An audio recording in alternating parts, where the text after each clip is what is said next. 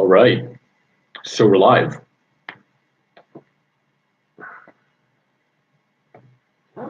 So far, I can see not one viewer over here. I'm just waiting for the rest. I informed everybody hours ahead.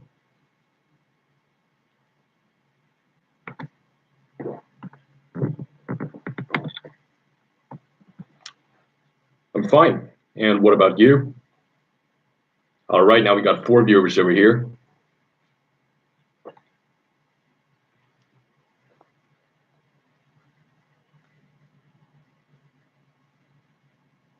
I'm just going to wait for a while before everybody else rolls in. Anyway, this is my first time actually doing a live stream. So bear with me. And I don't know if this is really good quality. Can you actually hear me, see me properly? Because my webcam is a potato quality. I mean, my laptop doesn't have the best webcam quality ever. And hey, Mark John is here. He's a fellow pomade enthusiast. And he's also part of the Facebook groups I join when it comes to the pomade community. And thanks so much, Mark. And I really appreciate it. 1K is one hell of a milestone.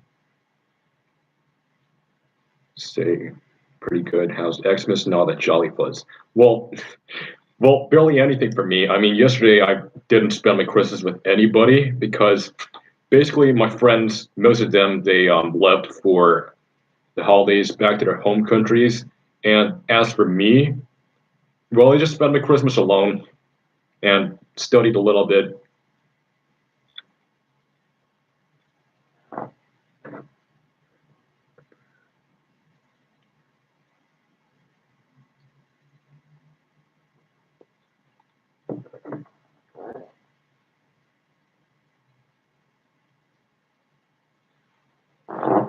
So if any of you out there, other fellow subscribers who subscribe to me, just go ahead and inform them that I am live right now.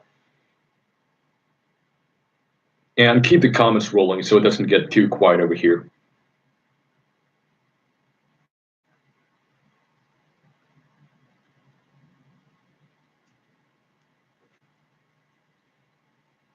All right, we have a 6th viewer right now. Oh, Doubts Light. Apparently, not yet. I plan to put that on my rotation next year, I guess. Guitar Player 31, congrats on 1K. Thank you very much. I really appreciate that. It's one hell of a milestone.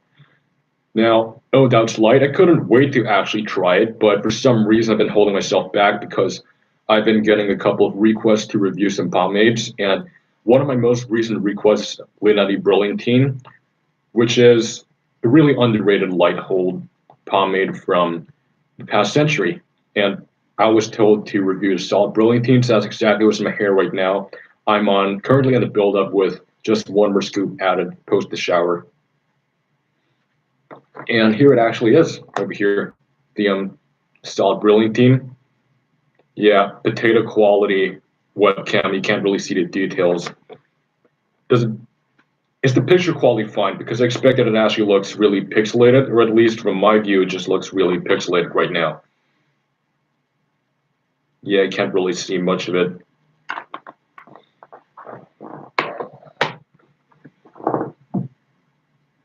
$480p. I know it is something. You don't really see this every day. I mean, most pomades back in the day, you would actually find them to come in round tins, cylinders, but not a lot like these Altoid style cans. And it's plastic, it's not metal. And the scent on it, I just really, really dig it. Anyway, I'm just going to save this for the review I'm going to do later on. I won't spoil too much details on it. I expect it'll come out like next year. I don't think I'm going to do any more reviews this year, aka the last week of the year. This is probably going to be my video of the week. I don't expect to be uploading anything this Friday as I normally do because I already have this one up over here. I upload one video per week. 9 viewers. Okay, let's keep the comments rolling. 11. That went up pretty quick. Quicker than I expected.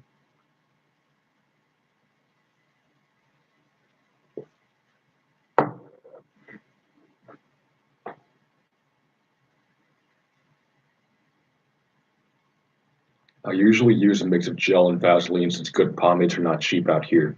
Where do you live, and how much do pomades typically run for? And I imagine a gel and Vaseline. It sounds like an unusual combo, but it's great how, you know, the gel can actually go as a layer over the Vaseline in order to break it down a little bit and wash it a lot easier.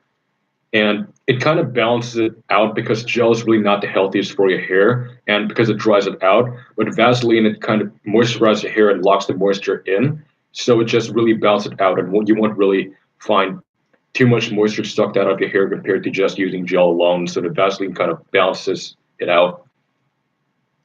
You ever got your hands on breathability? No, I haven't. I actually seen haven't seen it in person before, but I did see a couple of reviews, and I expect that it actually should have a similar performance to Linetti. It's got a really similar color. The ingredients are pretty similar, so I expect it probably smell kind of similar.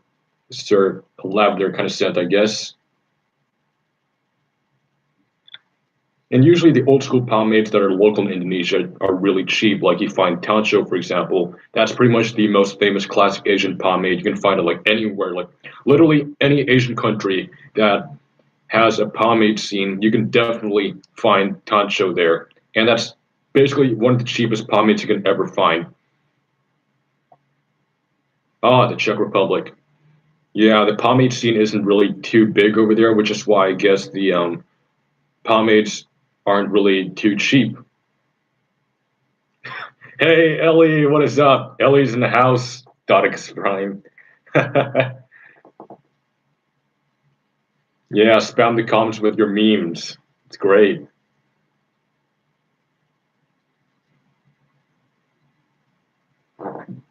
And by the way, Adam, if you're since you're in the EU, you should really order your pomades from slickhairshop.eu. That's if you're into the homebrewed stuff like Stigmore and Lockhart's nostalgic grooming, because they don't overprice it. They sell for the right price, and the shipping is pretty good as well. And it's relatively cheap for the shipping. I mean, it. I don't exactly remember how much it costs, but it's quick as well. It doesn't take any more than a week, especially if you live in the EU. They are based in Denmark, I believe. So excellent service, really.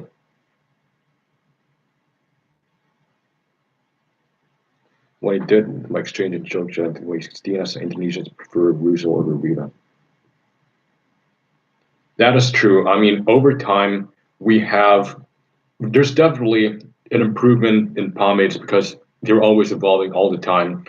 Especially a lot of people, Indonesians especially, because they are known to have thick and wavy hair, they don't really like too many light hold pomades, prefer something that actually holds their hair better. So imagine that the Russell Pink would be down the road to tame the curls. I myself use the green Russell, and I kind of do like it. It's one of my favorite factory made mediums out there, and one of my favorite mediums of all time. But compared to some of the homebrewed stuff out there, Russell doesn't really stand a chance, in my opinion, because the finest quality pomades you'd ever find are usually homebrewed, and well, while the factory stuff may be pretty good as well, they don't really match up to homemade stuff. Oh, the pomades are sent. Hey, what's up, Bertold? Well, I didn't receive your package yet, but really, thanks so much for the Lockhart's medium. I consider that a Christmas present from you. Obi-Wan Kenobi. That's great. Credit to was Mike Rogger the one who made that joke, or did you come up with that, Mark? I don't remember. What are my views on Murray's? Really good question. I actually expect somebody to ask me this question at least once in live stream. Hmm. Unpopular opinion. I am not a huge fan of Murray's. There, I said it. I mean, the thing is, in the grease community, you tend to find a lot of people who just really love it. But to me, it's just, well, there's so much tug, and that is a fact. Obviously, that's what people, that's what Murray's is notorious for. And but the hold on it isn't really that worth it for the amount of tug you actually put in there, because it's not really a true heavy in my book. I actually think Bone Crusher actually holds up a little more. It holds up better compared to Murray Superior. So, and the build-up on it is just extremely dirty. I mean, obviously, I can tolerate greasy hair, especially I'm an oil-based pomade user, and I'm a diehard oil-based pomade user. But I've been using a lot of the homebrewed stuff as of late, this year actually, and because I've been using a lot of those, Murray's it really does not stand a chance at all, and the feeling on it is just a lot less clean after using so much of the homemade stuff. So the build up in Murray is not a huge fan of it, and besides, super waxy pomades don't really work too well in my hair. The fact that it can't stand any more than 2 days worth of build up for anything that's really damn waxy. And you now is an all grade rounder. Yes, I do agree. It is better than Murray's in some way.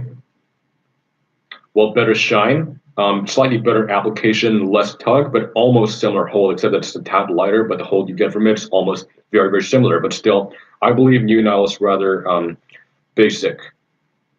But for an older pomade, a classic one, New Nile is actually one of the better ones out there, in my opinion. Hey, Ozark is here. What's up, Ryan? Matthew Franks. Looking for heavy hold pomading suggestions. Yes, definitely look into Bone Crusher. Are you from the EU, Matthew? So if you're from the EU, definitely take a look at Bone Crusher. It's one of the best heavies I can actually recommend you. And well, this one is more of a firm instead of a heavy, but Lockhart's Goon Grease. That is my favorite pomade. Well, actually, I don't even really know my absolute favorite pomade, but for now, let's just say it's Lockhart's Goon Grease. Some people say it's a heavy, it's advertised as a heavy, but to me, it's more of a firm hold with a lot of slickness. And by the way, a firm hold and a heavy hold really differ from each other. That being said, a lot of people, especially those who are relatively new to pomades or not too big in the pomade scene, would just use it. Firm hold is basically lighter than a heavy hold. A heavy hold is a true, yes, just a true heavy, but a firm hold is basically the borderline between medium and heavy. So it's lighter than heavy. Some people think it's stronger than heavy. Some people think it's just an interchangeable term for heavy, but firm is actually a tad lighter than heavy. It's your borderline that is between medium and heavy. So you have medium right here, this is a firm, and that's a heavy. And firm holding pomades typically have a good slickness, actually, especially the ones that are being developed as of late.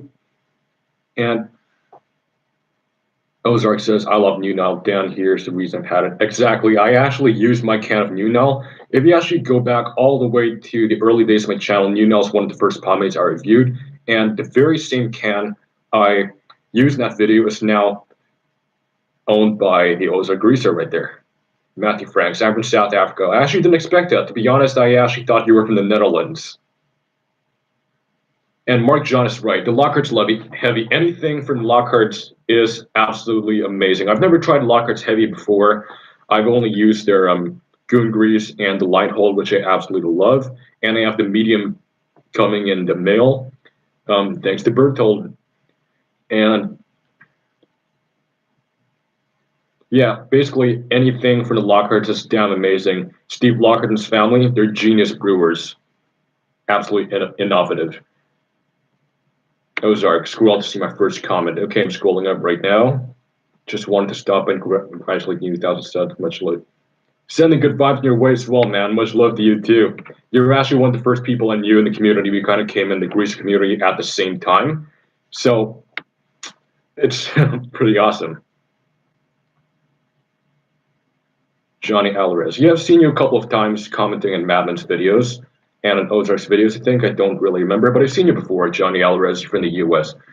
Komodo dragon. They'll scoop out way easier than country of Indonesia.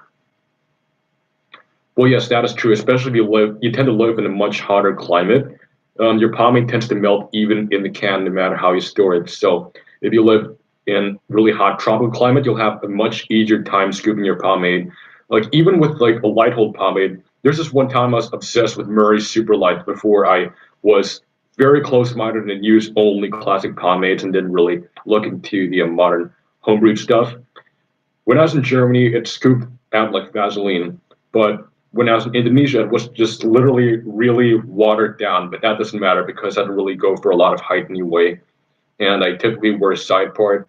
And when I was in high school, I did a side part slick back because my hair is much longer. And when I had longer hair, I didn't really need as much hold as I do now. I need more hold because right now my hair is a little shorter, but still, I really go well with light holds this length.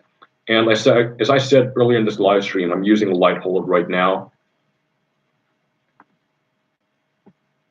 Just purchased some Brew. Did I make a good purchase? Lord, I've never used Brew before, but I have a sample of Brew sent by one of my German friends in the Pommy community. And yes, you definitely did make a good purchase right there. I mean, Brew isn't really well known. To be honest, I don't even know if you should actually mention it here because I heard that nobody outside of the EP group should really mention Brew because it's one of the yeah, basically you just have to message Ivor himself to get one of those. And I'm actually considering to buy his tonic and his bra cream, but I won't definitely give it a review because I understand that usually the only customers who buy it are those who are exclusive in the Everything Pomade group or those who know him personally. And there are a lot of, I never heard a single complaint about Ivor McKenzie's brews, so you definitely made a good purchase right there.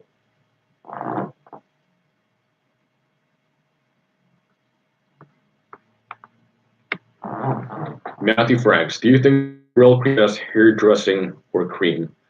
Well, it is a timeless classic indeed, but it's definitely not the best. I mean, if you're talking about old school hairdressings, if you go all the way back, we're just talking classic pomades.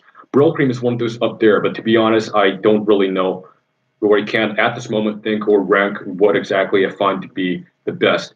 And for creams, especially nowadays, what's really trending in the pomade community is the idea of unorthodox water-based pomades or different kinds of unorthodox water-based pomades out there, such as cream pomades, for example, and these are labeled as creams or cream pomades or an unorthodox water-based pomade. Basically, for those of you viewers right now who don't understand what I'm talking about, an unorthodox water-based pomade is a water-based pomade, but it acts like an oil-based pomade. It simulates it, but it washes out with just one round of shampoo for the most part. Rinses out very clean. It's not water soluble because water-based pomade does not really actually mean water. It's not always the same as water soluble. Well, indeed, orthodox water-based pomades, your gel types, are water soluble because they're gels.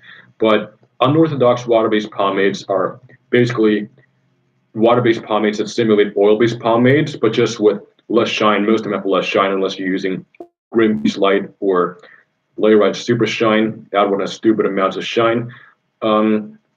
Typically, most of them have less shine than an oil-based pomade, and you definitely wash it a lot easier. It'll leave you with buildup if you don't shampoo, but it's very clean and kind of broken down buildup for the most part, but you'd still get some buildup out of it.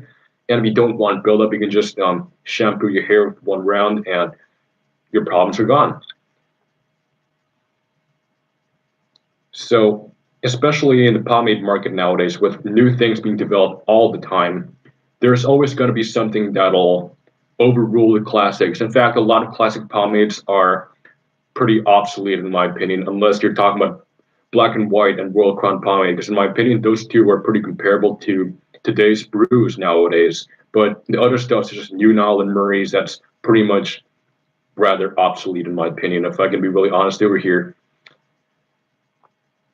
When did you become a greaser? Good question. 2016, I believe. I mean, I've always been an old soul into vintage stuff. It all started now in 8th grade. I was 13 years old, and I started listening to the Beatles. And ironically, a lot of people in the greaser community tend to hate on the Beatles because they're the ones who killed pure rock and roll. Like, the British invasion stepped in, and, the dry look just defeated the whole wet, greasy look, and the wet head is dead, and so on and so forth. And, well, basically, they're saying that the Beatles killed rock and roll, but in my opinion, everything has to evolve. So I'm totally cool with it. And it's not like they killed rock and roll. I wouldn't say improve it, but they just make it evolve because everything just has to evolve one way or another. And in fact, if you take a look at Beatles' influences, they're all the music that we actually come to know and love as greasers in the rockabilly community. They love the same music that we do, and without that kind of music, there would never be any Beatles in the first place. And that's how I actually got into the greaser and rockabilly whole greaser and rockabilly scene, because I started listening to the Beatles, and I was a huge Beatles fan. And one day I just thought to myself, why did it become so great? Who were their influences, the driving force between all of their popularity and everything? So I just read about who inspired them, who they listened to as teenagers, and why they made the music they do. And I found that John Lennon was a huge fan of Buddy Holly. Paul McCartney used to listen to a lot of Little Richard records. George Harrison got his guitar playing skills from Chet Atkins. And they basically all were huge fans of Elvis. So I started out listening to Elvis Presley and also to the other artists they listened to. Paul McCartney listened to a lot of Motown and doo-wop as well. And because of this, I became hooked and addicted to 1950s music. So it was actually when I was in, I think, mid ninth grade or in 10th grade, and I started listening to 50s music after thinking about the Beatles. And I did my research about the 50s, what exactly was it like, and the kind of people that lived then, the youth culture and everything. And I found out about greasers, and I always see them in in popular culture and in the media. And my brothers used to play the bully video games where the greasers are also main characters. They play a huge part in the video game as well. And of course, I actually, when I saw the video game, I already knew about greasers then. I was like, that's pretty cool. And they're always one way or another being talked about in the media somehow. And they really do influence a lot of other subcultures, such as the punk subculture. And um, basically, they're the original punks. So I thought that they were punks before punks really existed. And so I started to do more research about greasers. And I, for one, am in love with their hairstyles. The pompadour, the executive contour, the slick back. And I started reading about pomades and everything. And 11th grade was when I actually started greasing my hair, covering my jeans and everything like that, and dressing as somebody in the rockabilly subculture, and heavily listened to 50s music. And that is how it all began. It all started from the Beatles, ironically. So, and because I, for one, really do like how their hair looked, that's when I began looking at different pomades and started becoming a pomade enthusiast myself. Now, all the other comments.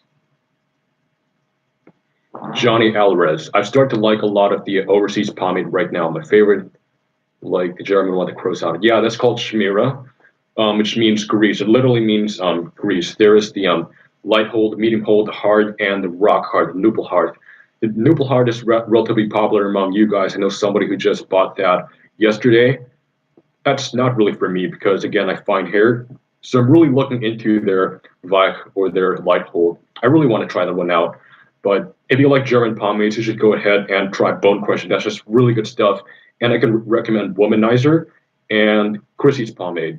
And also Nordmann. Nordmann is a relatively new German homebrew that came around this year, but quality stuff. Brewed by the one named Patrick Steinbach, and he's very talented. I enjoy his brews. What about Russell pomade? Well, yeah, that one is Dutch. I've only tried the grooming tonic, which is currently my favorite pre-styler. It gives me a lot of volume and shape, nice roundedness, especially if I want to do a pompadour. It allows me to do a pompadour with relatively shorter hair, but not at this length, of course. I need to go like a little bit longer. But Russell Grooming Tonic gives me a lot of volume and it makes everything so easy to put into shape. And just styling with it with a pomade after applying the Russell Tonic and blow drying is just a dream to work with. It's so easy to just yeah, and it gives you a lot of control, and I like that a lot. And the scent on it's just awesome. It smells exactly like the green Russell, which has the green apple kind of scent. Unorthodox water-based pomades are really overrated.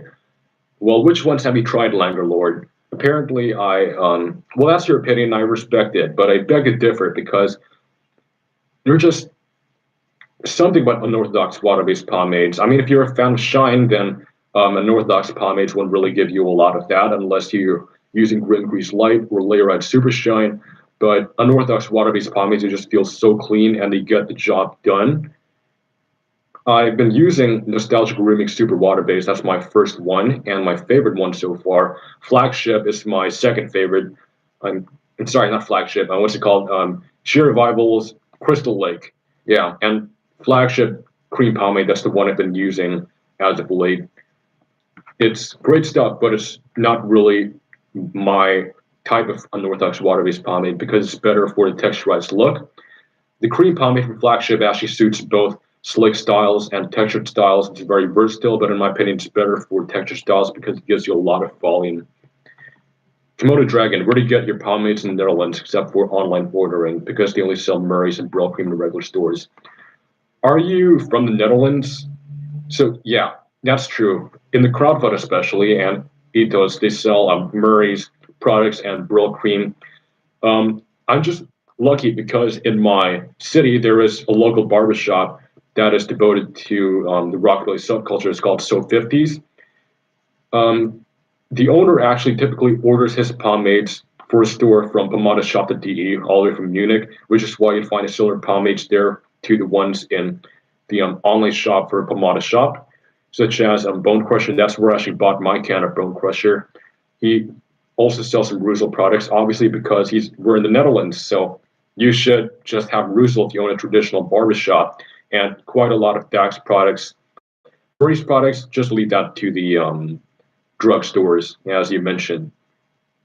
And basically, honestly, your best place to find pomades in the Netherlands is actually online, especially if you want to buy the modern stuff. But if you really don't want to order online, your best bet would be barbershops. But not all of them would actually be super good at selling pomades, except if you go to the traditional pomades. But if you buy the traditional, if you're the kind of person who prefer old school traditional pomades, traditional barbershops in the Netherlands typically carry a lot of that, especially a lot of Dax products and Black and White, for example. But if you're looking for the modern homebrews, then they really won't do you any good. American Crew Grooming Cream is the best unorthodox water-based pomade I've ever used. The shine is insane. I've actually heard great things about it, and I actually want to try it out myself if I can find it, because it's just inherently expensive, and the shipping costs from the United States, that just makes it even crazier. So if I know some stores here in the Netherlands actually deal with American Crew products, but I don't know any in my city that actually do. So if I manage to do find a can, I'm definitely going to go pick one up. And what other unorthodox water-based pomades have you used, Ryan? Brandon, greetings from Florida. Okay, I scrolled down by accident. Gonna scroll back up. Hey there, Brandon. I saw you in Mad Men's latest live stream, so hello again. Any categories in how greasers act? Well, as of right now, I can't really think of anything, Adam. And also, more about my video I made about the types of posers. I actually took it down because it got some people offended. Well, not just any people. I got the attention of a gang of greasers from Southern California, and I should not mention their names at all. So you probably have heard of them before if they have an Instagram account, but I really shouldn't mention anything. Simon Maskell, exactly. The Beatles never killed rock and roll. They evolved it. Anybody who said they did is straight up wrong. I don't even like their music, but it's so important to recognize their influence in all music. The Beatles covered a couple of Carl Perkins songs. Yeah, like Honey Don't was on the Beatles for Sale album, and they performed in live at the BBC as well. And George was a huge rockabilly fan. They all were. The Beach Boys are better than the Beatles, but that's your opinion. I like the Beach Boys as well. Some of their songs, I don't really listen to them a lot, but I actually do dig their music. Well, some of them, but not all of them. But I respect your opinion. Thoughts on psychobilly? Psychobilly is actually cool. I don't really listen to a lot of it, but I do enjoy some Hillbilly, Moon Explosion, Reverend Horton Heat, and psychobilly is just cool as well. But I don't listen to a lot of it. Do you like the movie The Outsiders? Well, I have some mixed opinions on it. I mean, the book was better than the movie, but honestly, I am not too hot on the movie, to be honest, because just like a lot of the some greaser movies you see out there, like Grease, for example, it set an archetypical opinion for non-greasers, the general public, to think what greasers are like, and it just kind of creates a stereotype. I mean, the whole book and the movie, they kind of set a stereotype as to what greasers are like. They assume that all of us are like Pony Boy or Johnny or whatever, but well, greasers, as they refer to in the book, are not, well, they're obviously, the rockabilly subculture is not exactly like them. They're just a particular gang that just so happened to be greasers. So I'm actually not really, I just think it's okay, but I'm not too crazy about it. Adam Saskable, it's not long ago when scientists said that music's getting worse with new technologies over the last decades. Well, I actually did watch some YouTube videos on that. I did a little bit of research as well. And you know, it just so happens that pop music nowadays is getting so repetitive, and sometimes they sound really the same because of this particular thing that they use called the millennial loop. Just go search at the millennial loop, and you'll know what I'm talking about. They use that in almost every pop song nowadays, and that's why they kind of sound really similar to each other. Bro, can recommend you something. Yes, the Tillman Brothers. I love Tillman Brothers. Rolling Rock. That's just a crazy video when the drummer was hitting his drumsticks on a guitar. Tillman Brothers are one of the OG indie rockers here in the Netherlands. Ozark Greaser. Oh, you have to go. All right. See ya, man. Thanks for joining my live stream. It's a shame you have to go.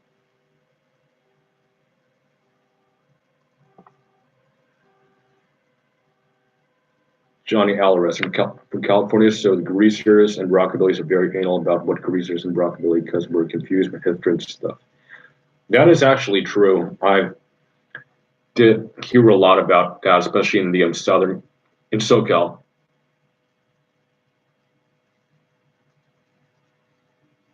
The online drama you mentioned, what is that about? I saw a few videos on it and couldn't wrap it around my head.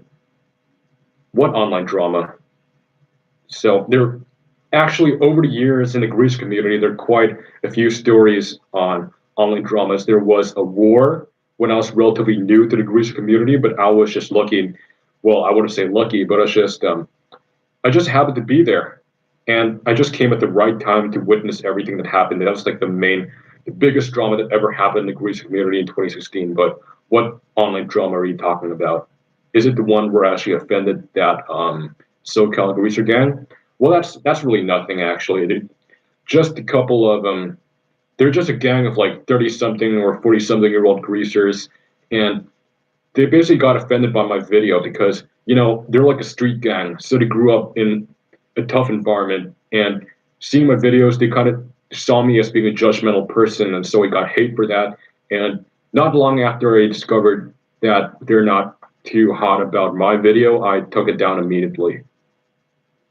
It was really nothing compared to some stuff that's been happening in the Greece community as of a couple of years ago. I've been in it since late 2016, October 2016, I reckon. October.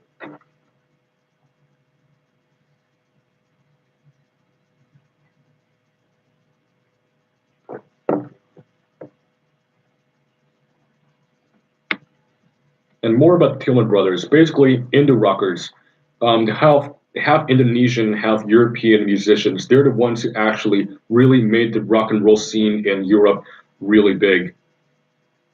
So I actually have a friend here in the Netherlands. I just met him a couple of days ago, a fellow greaser actually. So I was just doing my thing, minding my own business, walking around, and I saw a guy with a pompadour, a leather jacket with a Stray Cats logo on it, and I was like, this guy's probably a greaser. I mean, he does have the features, but who knows? It just might be a hipster or whatever. He just dresses the part, but probably has no idea what he's talking about. So he just asked him, "Hey, are you a Stray Cats fan as well?" And that's when we really started talking. He said he bought the tickets for the Amsterdam concert that's coming this July, which is really damn awesome. And I discovered that he's half Indonesian as well. And his grandfather was actually one of the original indie rockers from the same era as the Tillman Brothers. Do you like Led Zeppelin? Well, I appreciate their music, but I don't really listen to a lot of classic rock from the 70s and 80s. Yeah, that's true, Simon. Greasy drama does make me cringe as well. Well, what happened in 2016? So basically, that was the peak for greaser gangs, social clubs. A lot of them were just springing up at the moment. One of the, I joined one of the ones that are running that time called the Pump and Greasers, which actually, if you guys do remember the Pump King, aka Josh Ronimus, or Ethan, who calls himself the Pump and Greaser, and somewhat a couple of other people like Johnny Munoz, the Wandering Stray Cat, and basically, some of these names, if you've been in the Greaser community for quite a while, these names have really ring a bell to you. But I've been running with those cats for quite a few months.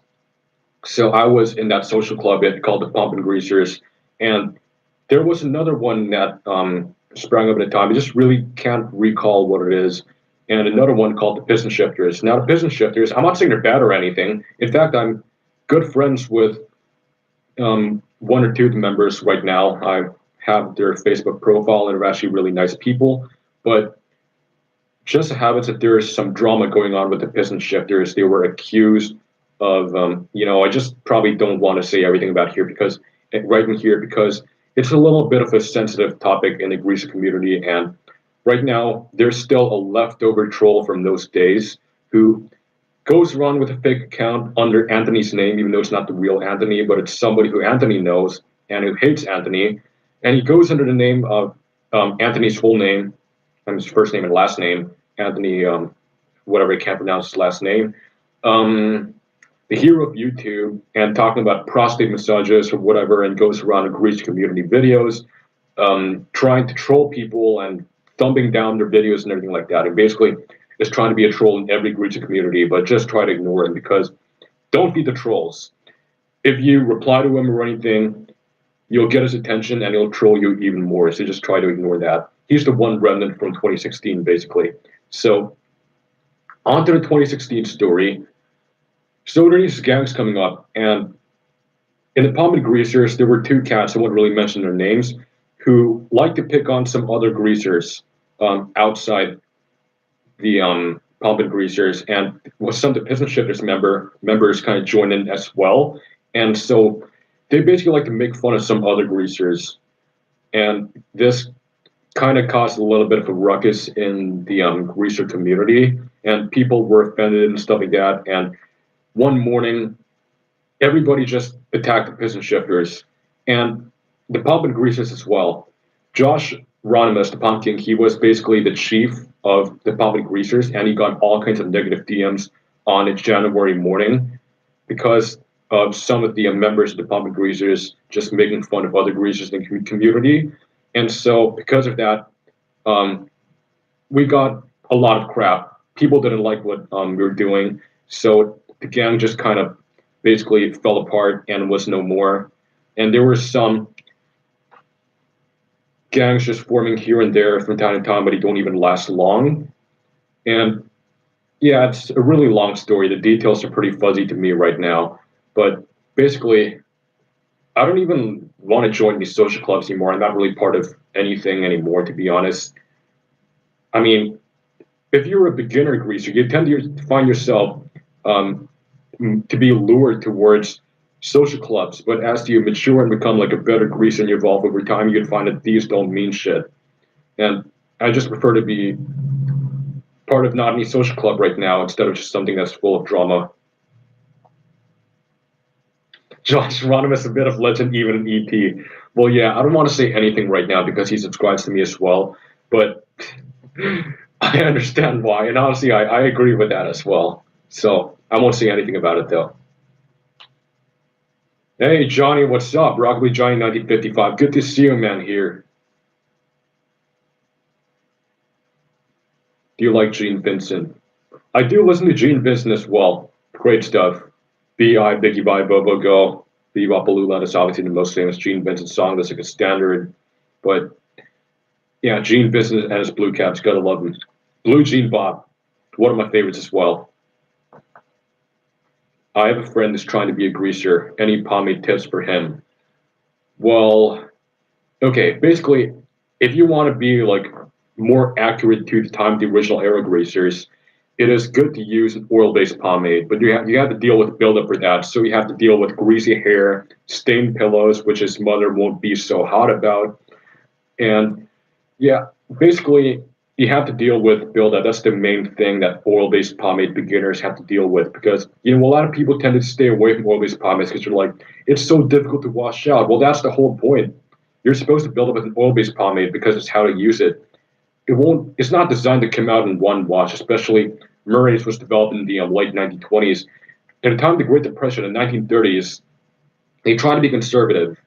So you got to save on the shampoo, you got to save on the hair tonics. People didn't really wash the hair a lot. So if you still have pomade in your hair, that is still a good thing because you get to save on money. Less pomade would be used up, less hair product such as shampoos would be used up. So um, it's not designed to come out in one wash. So you can just build up throughout the days.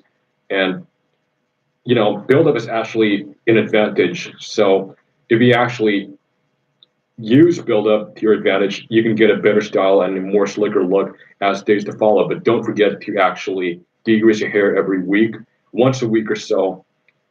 Yeah. And for that, I'm sorry, you got to use a grease cutting shampoo and conditioner, or you can use some hair tonic or hair cream like Brill Cream to break it all down. I recommend Groom Clean if you live in the United States. That's basically like one of the first hair gels, but not really like hair gels, like a hair cream that's similar to a hair gel. That's really, really good for degreasing, so you can get some Groom and Clean to break down the buildup. So also, when using pomade for the first time, most people tend to overuse too much product.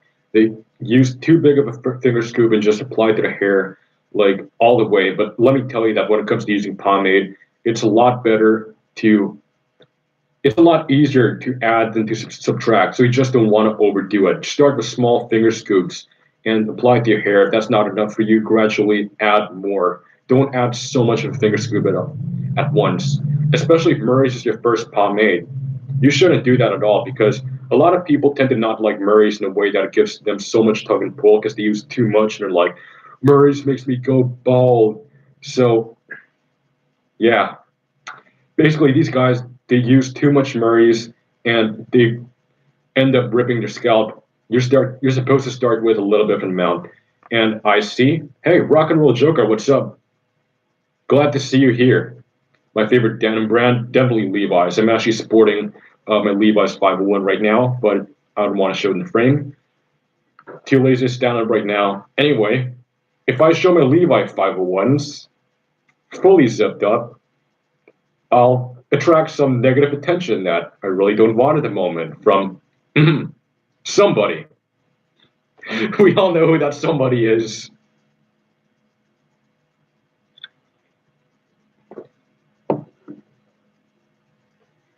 The buildup is to a greaser what the force is a Jedi. I agree, Mark. Yeah. It's one of the best stuff I've heard, like today.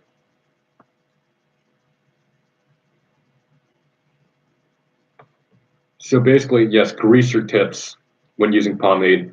First of all, start with a little bit of product. Don't start with too much of product. You just really don't want to rip your hair out of your scalp. And it's a lot easier to add than to subtract. Second, degreasing. Just degrease once a week, at least once a week. Well, I don't recommend degreasing every day because that's not good for your hair either. And in fact, going on buildup if you are using pomade is relatively healthy for your hair because first of all, it moisturizes it, and pomade's a lot healthier compared to modern hairstyling products because it does not contain any harsh chemicals.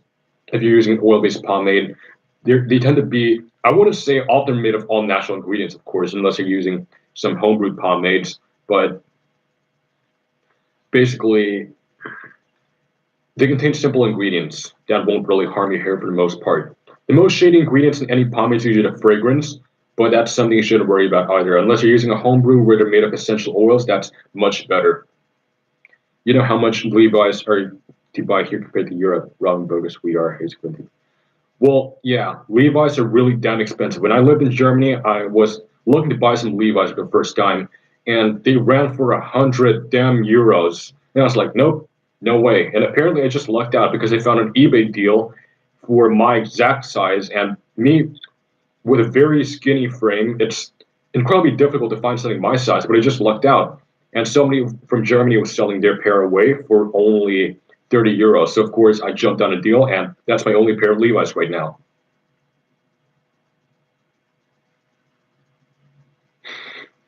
Used to build up. I can imagine Yoda saying that right now. Which one do you think is better, Brill Cream or Royal Crown? It's all subjective, Alejandro.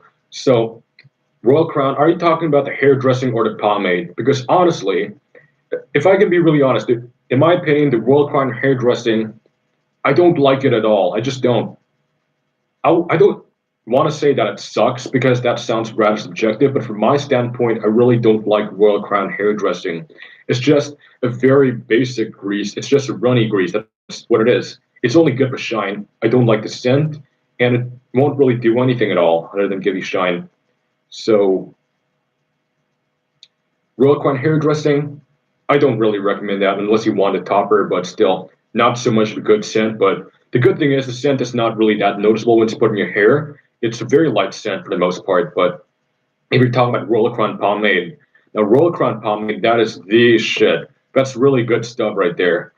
Now, the thing about Roller Crown pomade is that it gives you a lot of control for a light medium pomade, but you're asking for Brill Cream versus Royal Crown. Both don't give too much of a hold, but Royal Crown pomade is a lot better in terms of hold compared to Brill Cream.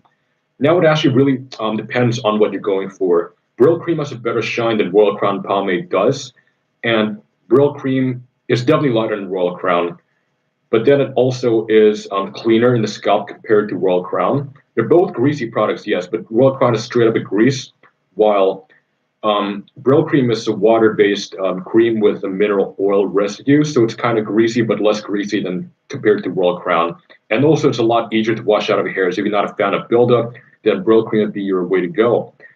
But Brill Cream, I find is more versatile in a way that it can be used as a standalone product, as a topper, and as a degreaser. But Royal Crown can be used as a topper and a standalone product as well. But it really depends on what exactly you're going for.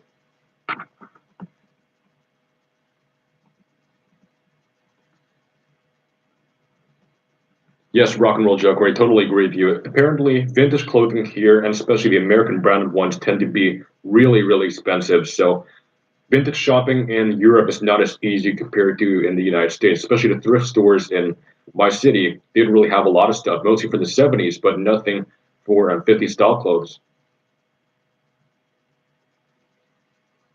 Indonesia, those 501s go for 100 euros, while those 505s with two white legs, the 5 have for around 30 euros, if I'm mistaken.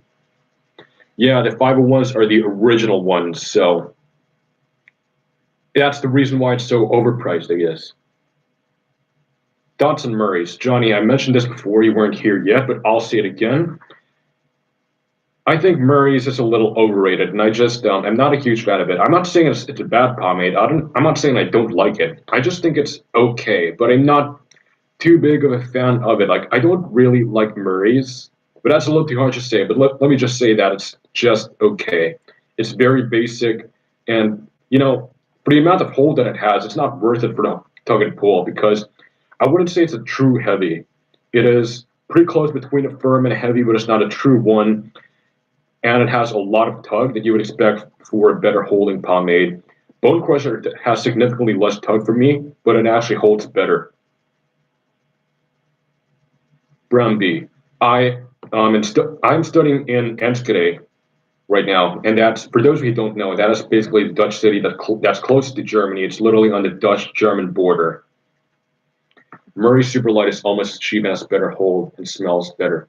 Deadly Royal Crown pomade, you find it. Yes, I totally agree with Mark over here. Murray Superlight is actually the pomade that's most similar to Royal Crown pomade. Nowadays, Royal Crown pomade is difficult to find, even in the United States, and in Europe, it's getting even more difficult to find. As a matter of fact, a lot of J. Strickland products are now banned in Europe because they come in cardboard tins, and that just really is an issue on border control. That's why starting last year, people, especially in the German pomade community, they're all so confused as to why a lot of the online stores start running out of Royal Crown pomade and never putting it back in stock. And The cardboard tins are the main reason why. It's just a border control issue. Joker, you're an expert in greaser personality stereotypes like research act some way Teddy Boy's active and relates one. Yes, rock and roll Joker, I totally agree. Yardley London's underrated for light pomade.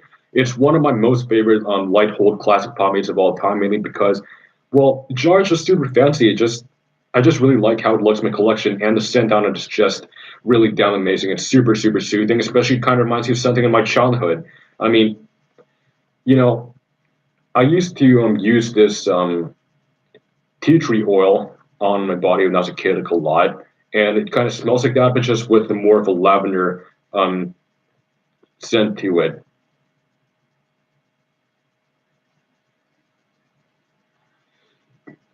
Hey Matthew, what's up, man? Really glad you're here.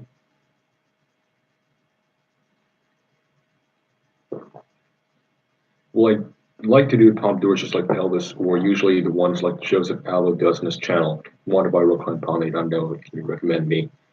Well, if you want your hair to be exactly like Joseph Alvo, whose hair is exactly like Elvis, he's got the most accurate one I've seen out there so far, which is pretty damn amazing, especially considering that Joe really looks like the damn guy. And if you actually want to look like Elvis, then you got to buy the hair products like Elvis. And that's what Joseph Alvo does. He bought Lucky Tiger Crew Butch, Black and White, and Royal Crown Pomade and Vaseline Hair Tonic. You mainly use Royal Crown hair dressing, not the pomade, for shine, because that's what Elvis used. But again, I really like that one. Vaseline Hair Tonic for the shine as well. He used it on the swirl part of his hair, which is why it didn't have too much hold. He watched the earlier videos from the early career of Elvis, like on the Ed Sullivan Show. Elvis used Royal Crown hair dressing then, which is why his hair had a lot of movement to it and it was so damn shiny.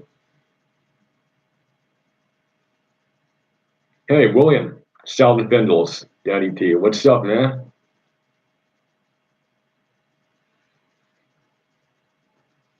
And basically, all I can recommend you, if you want the hair exactly like Elvis, yeah, basically it all depends on your hair type, actually. To get the look like Elvis, the same shine, you got to use the same products he does. But I don't know if that'll actually work for you because then again, that depends on your hair type, so it can't really say much. Ever visit another barber? Asked Scorn.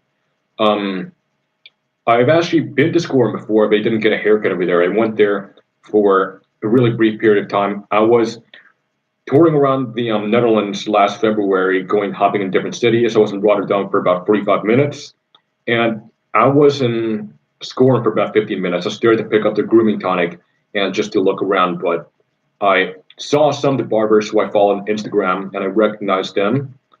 Of course, they don't recognize me. And yeah, I didn't get a haircut. All I did was just buy a tonic.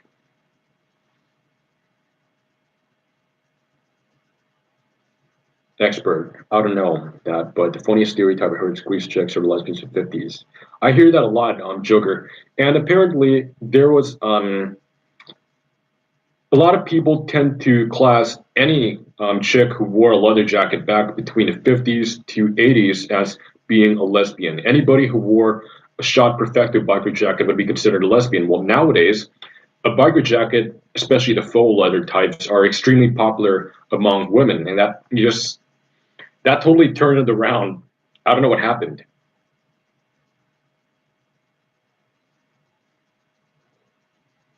Elvis' hairstyle used jojoba oil in his hair, among other things. That's what I heard, and that's the reason why his hair was is always so healthy. Ever heard barber station? Well, yeah. In fact, my friend who lives near Utrecht, I don't remember which city he lives in. He doesn't live too far from Arnhem, which I believe is where barber station is located, and their flagship product is an orthodox gel type water based pomade, if I'm not mistaken. And it has a logo of some guy with a beard, like a screaming guy with a beard. But yeah, I do know about Barber Station.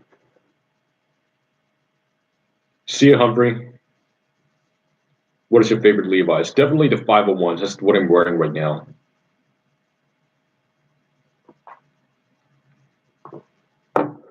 Arnhem, Utrecht, Eindhoven, Nijmegen are the four shops.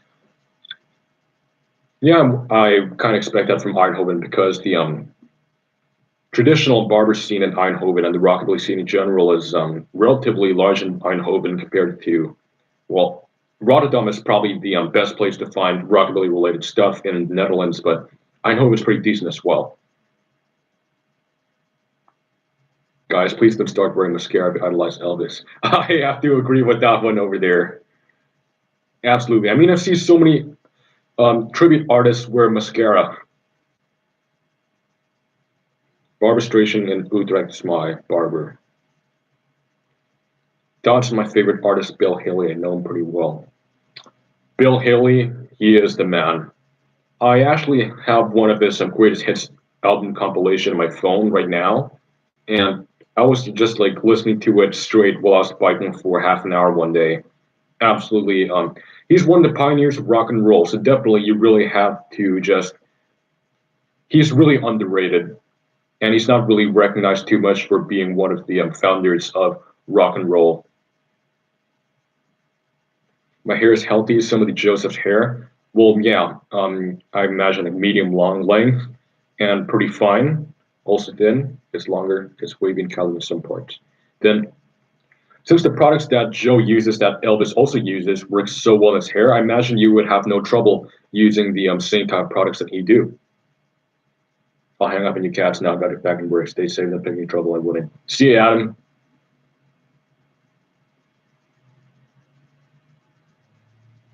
Dodson Eddie Cochran.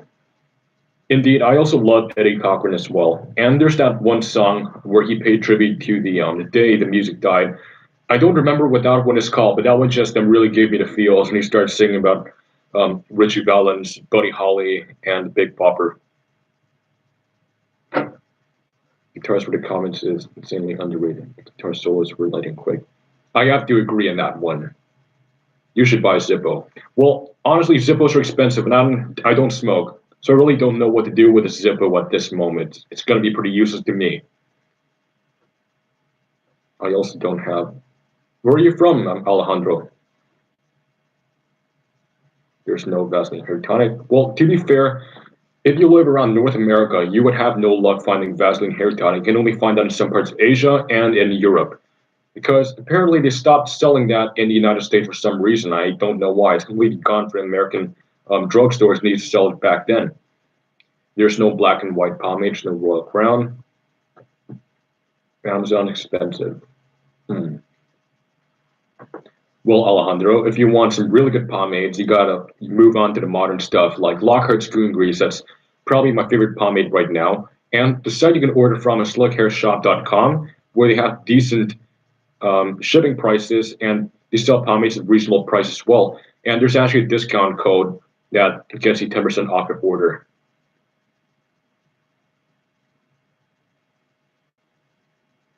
Dutchman will start brewing soon. Instant sampler still in Holland next year. Yes, if I still survive my engineering classes and manage to pass all my classes, of course I'll stay in Holland next year. But now I'm trying to survive mechanical engineering. I'm really trying to survive. Engineering school is not the easiest thing ever, obviously. And I'm definitely interested in a sample. In fact, I myself am starting to summer last year considered to actually start homebrewing, but that takes a lot of time and dedication, especially my school schedule is very demanding. So I don't know if I can make time for it. At most, I can probably start with a hair tonic because it doesn't really require as much time and effort compared to a pomade, but you still have to get the ratios right. So, spoiler alert, I might come with my own line of hair tonics sometime next year, but pomades, not yet.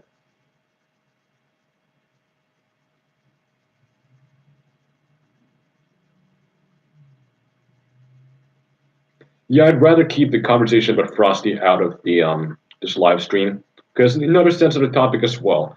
There are a lot of trolls. Like he has a huge following, so he has all kinds of these disciples who are just totally defensive about him. And rock and roll Joker, your comment made me laugh. Well, at least nose exhale.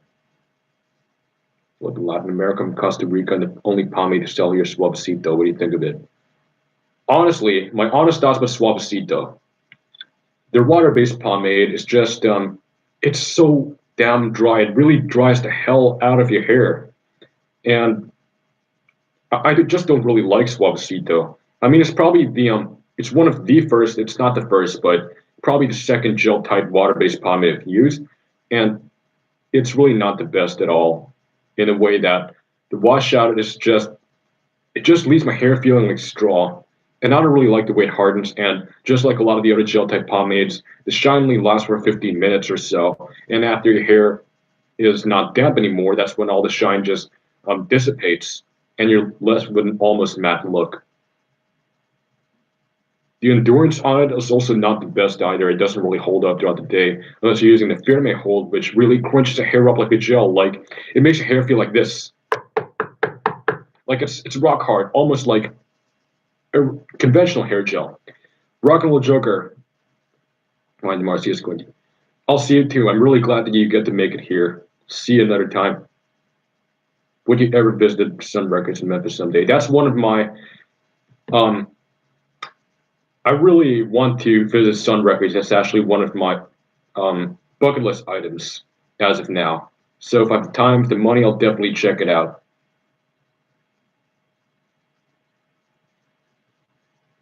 Best Orthodox water-based pomade is Cool Grease. I heard a lot of great stuff about Cool Grease, but I never really did look into it or never tried one myself. But if you like Cool Grease, maybe you can try Damon Barber #1, which is a really good gel type. In fact, that one actually nourishes your hair and keeps it healthy. And contrary to a lot of the gel types out there, which just dry your hair out. And Lockhart's Paradox is one of the newest releases from the Lockhart's line, and that one is pretty similar to stuff like Cool Grease, I heard. And basically, a lot of people say that Lockhart's Paradox is one of the best gel type gel type pomades ever. And I've heard great stuff about what's it called again? Don Juan, the Don Juan pomade, the water-based one that just released recently.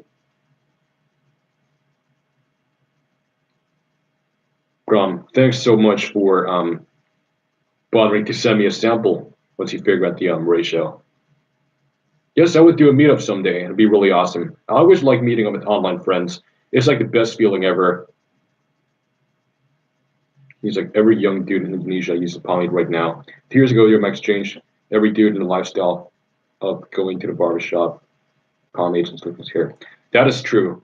I mean, when the pomade scene took off in the early 2010s, Indonesia, they just went batshit over it, and people start using pomades and bandwagoning. I think one of the reasons why is because Indonesia is really huge on the soccer, football, for those of you who don't speak American English, scene. And David Beckham was one of the pop culture icons who actually really put using pomade and having slick hair on the map. And he's one of those who actually helped bring on the pomade renaissance, if not Brad Pitt or John Hamm of Mad Men.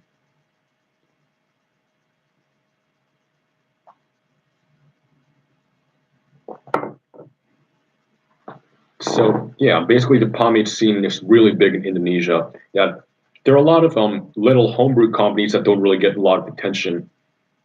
But it seems that the most popular homebrew from Indonesia is Doar and Robbie, brewed by the one and only Ivan Doar from Jakarta. Also a Chinese Indonesian, just like me. What's the difference between the red and blue cool grease? I honestly don't know, but I heard that the blue cool grease is better hold. Langerlord, what don't you like about the Paradox? I've never tried it, so enlighten me. I was actually interested in that one, even though I'm not too big on gel types.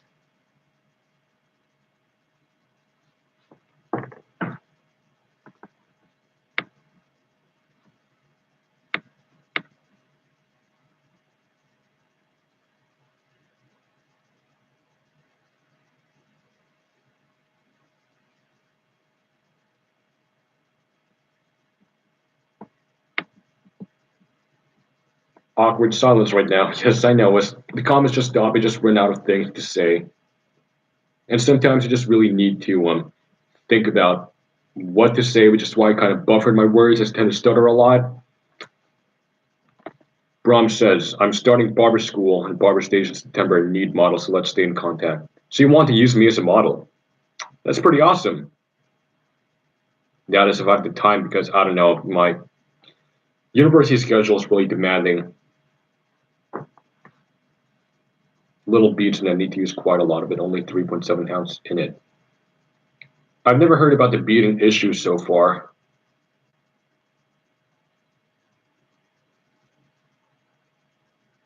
I found Indonesians didn't like local brands, in my opinion. Yeah, I don't see what's so bad about Indonesians, because the thing about Indonesian homebrews and local brands, they're made by Indonesians, for the Indonesian climate, because, the kind of stuff that you use, the pomades from other countries tend to be a little greasier sometimes, and so they don't really suit for the Indonesian climate, which is just really hot and subtropical climate. So you tend to find a lot more waxy oil-based pomades in the Indonesian pomade scene. So that's exactly designed for the climate. So expect that it would actually be of better quality for a lot of Indonesians out there. So we don't really see how it's, how they won't like it. It's probably a brand thing. Foreign equals better in a perception. That is true. Growing up in Indonesia, being an Indonesian myself, I understand that a lot of Indonesians, they're very materialistic, and somehow they're just so hyped about international brands, and they always think that whatever's imported, something that's imported always means it's good. Like everyone, like almost every Indonesian I know, in I wouldn't say, except for those who are serious in the pomade scene, but almost every Indonesian pomade user I know about or see on YouTube, they all love Suavecito. Well, in my opinion, I've used some other Indonesian gel type pomades which are even better than Suavecito. I believe they like Ruzel the most. Can't blame them actually, because Ruzel Pink is enough to hold up in the tropical climate, and it's good enough to tame curly hair, which apparently a lot of Indonesians have very wavy curly hair.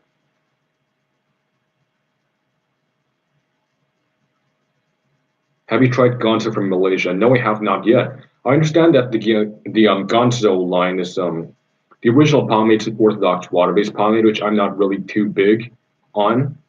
So yeah, haven't tried any single Malaysian brew actually, but I've seen quite some interesting ones, especially from Zomir's channel, the Heavy Metal Pump. And by the way, if you don't know about Heavy Metal Pump, I expect that if you're in the pomade scene, if you're in the pomade community, you should know him by now. But for those of you who aren't, subscribe to Heavy Metal Pump and giving them a little shout out right now, because he's been doing reviews for over 2 or 3 years right now, and his reviews are pretty short, concise, but they're really detailed and get you really great insight into every pomade he reviews. So go ahead and check out his channel. He's been doing it longer than I have. He's been in the pomade scene in general and been reviewing pomades longer than I have, but for some ironic reason, I have more subs than he does. I don't know why. Mark John, Ivan Duari's lotion is pomade. No, that's true. He can style with anything. You can even style with like fucking apple juice, and his hair would still look perfect. That guy just has amazing hair. My lord, I only watched you and Cameron A, to be honest. There are some really great channels out there, like I said, Heavy Metal Pump, and there's the Workman's Pump, Brandon Rodriguez, and there's some really great reviewers out there. But honestly, I really take it as a compliment that you really only take my word and Cameron's word. So I just really appreciate that. But Cameron, he doesn't upload as much anymore. I understand he's getting relatively busy, and there's some things happening in his life right now. He just got engaged, so yeah.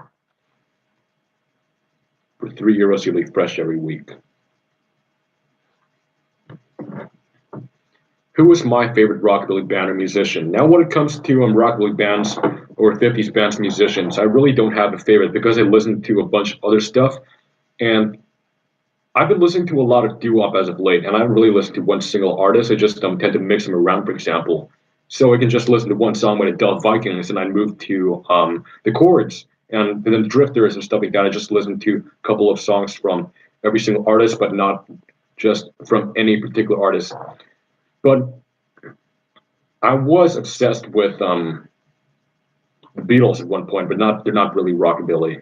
But as of now, I don't really have like a favorite band. But the Stray Cats is just one of my favorites right now. But I wouldn't say it's my absolute favorite. I have no absolute favorite, but I do have some that I would consider to be around the top Okay, that sounds a little contradictory, but basically, I don't really have like a super favorite right now, but I do have um, some that I think are I just really enjoy.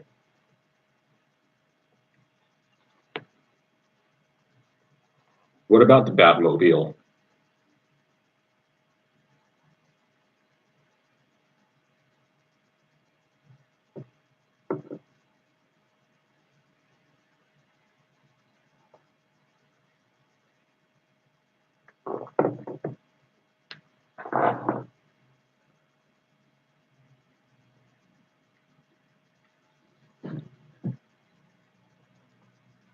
I'm drinking some hot chocolate right now.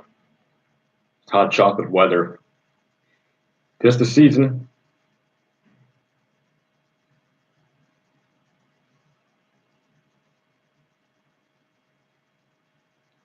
The biggest psycho. Oh, the Batmobile. I've actually never heard them before. My bread and butter for music is 90s grunge. I'm 30 now and got into the greasy scene back in 2012. I like a lot of heavy metal as well and stuff like that. Bill Haley's rockabilly stuff for Elvis. I'd probably have to go for Bill Haley. Do you like the movie Rebel Without a Cause? Yes, absolutely. It's one of my most favorite movies of all time because, well, they just happen. It's one of those movies out there that really gets the greaser that gets greasers like really screen accurate, especially part of the crew himself, Frank Mazzalo, I believe that's his name, was the greaser when he was in high school.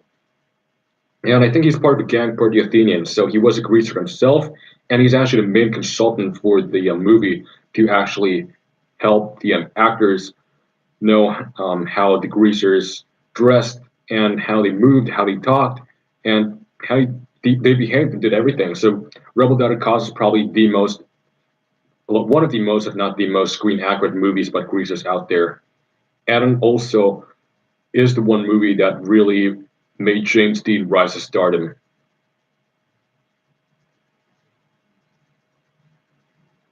Billy Ward and the Dominoes, totally underrated. I've heard one or two songs by them, but I just really can't remember right now. I'm just listening to quite a lot of stuff nowadays, so I tend to notice songs, but I don't remember the artists sometimes. Check out a UK record label called Stagger Lee Records. Lots of obscurities in the 50s. Fantastic stuff.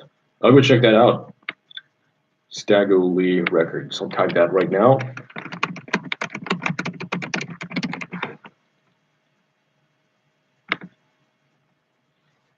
What greaser films do you consider overrated or not great in your opinion, and why?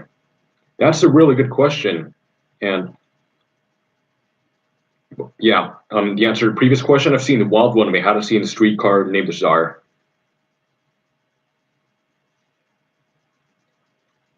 So, greaser films that are considered to be overrated. Hmm.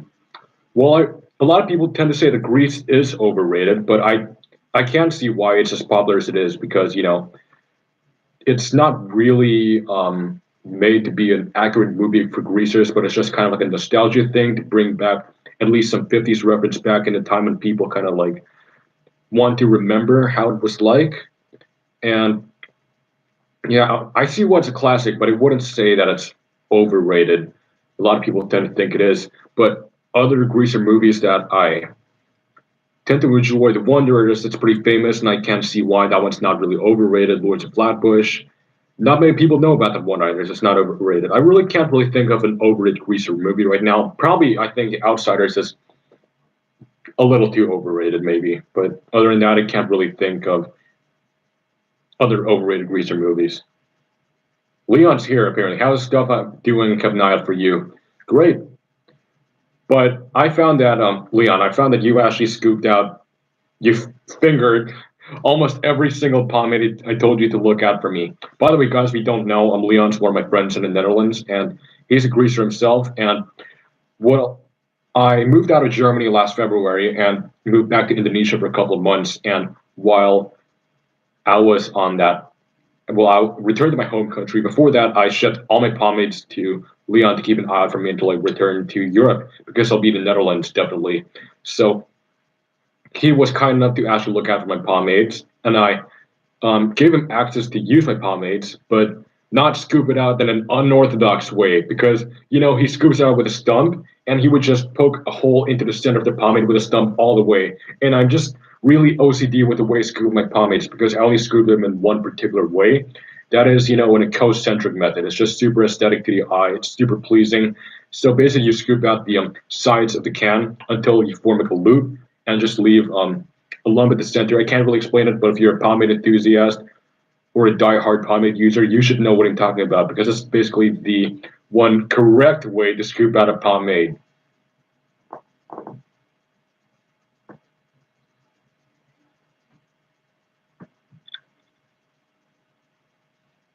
Best grease scene is the one with the Mexican touch of evil.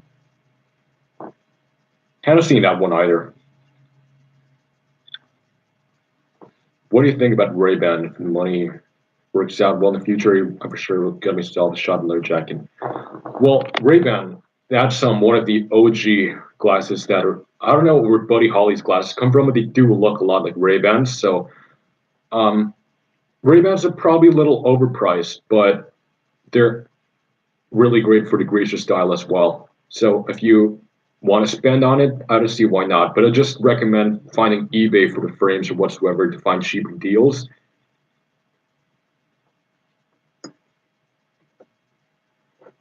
Currently, are you talking about sunglasses or eyeglasses, like prescription glasses? Currently, my sunglasses are a pair of American optical sunglasses, because not only are they one of the cheapest legit sunglasses, but also they were the guys responsible for bringing the very first pair of aviators to the world, and that was in 1958 or 57, I believe. So basically, I own a pair of the original pilot sunglasses, which are probably the world's first pair of aviators, the first model of aviators. And those are the same aviators that astronauts wore in the 60s that were issued to them by NASA. And that's the main reason why I bought it, because I'm a huge spaceflight nerd, and I'm absolutely in love with the space program and NASA history from the 1960s and 70s and 80s. Sounding like JC Hillhouse, the one true way to scoop pomades. Well, yeah, the one true pomade, because gel types are just ringing gels. Water-based pomades are not real. JC Hillhouse, that guy. But to be honest, though, I mean, there isn't really one true way of scooping on pomades. It's just being, well, I was just exaggerating and just making a little, I would say dry humor, but basically, I'm just saying that giving a reference that pretty much everybody else in the pomade community gets annoyed if you scoop it in a different way, to be honest. Original Katie's sunglasses. Old school bikers used to wear in the 60s. Very nice shape on them.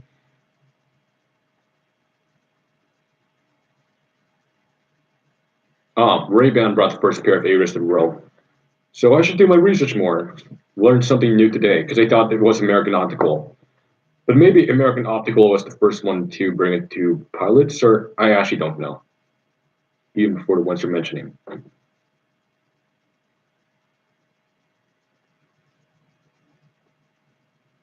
Yep, great. I learned something new today. At what stores do you buy your pomades? I buy them from Moquer.nl. That's where I get my nostalgic grooming products, my sheer violet products, as well as some of the Lockers products, and also from slickhairsshop.com. I've been mentioning that a lot in my live streams, almost like I'm promoting them. But seriously, slickhairsshop.eu or .com or .us or whatever, it's a really damn good site. But yeah, mainly, and I sometimes get them from Alpha Men as well, but I think Alpha Men is a bit too overpriced, especially in the older classic pomades. But I love Moquer. It's probably the best like local Dutch pomade shop to get everything. It has both classics and does it have classics? I don't really recall, but it has the if you want to get a lot of the homebrewed pomades that are popular in the U.S., that one is their best bet. Mine by the NL. Well, that's okay, but it doesn't contain as many of the good American-made homebrews compared to Moquer and all. But I think I've ordered something from that site once. I just really don't remember.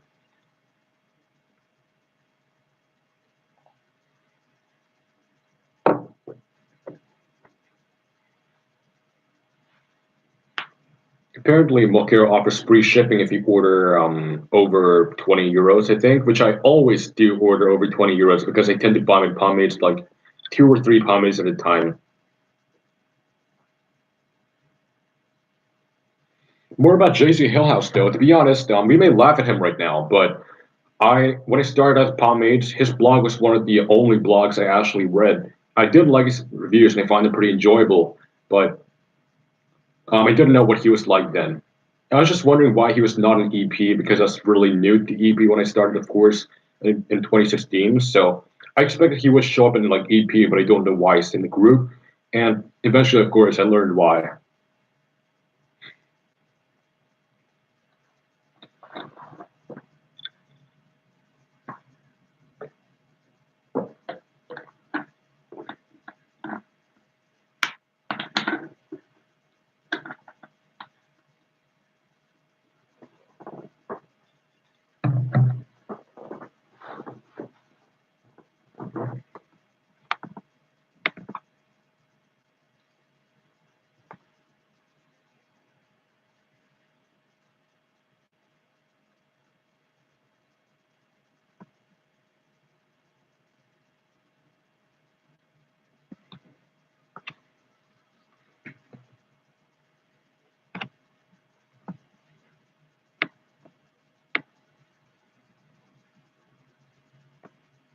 What should we ask now? Yeah, it's getting a little quiet over here, especially the fact that there are only 7 viewers right now.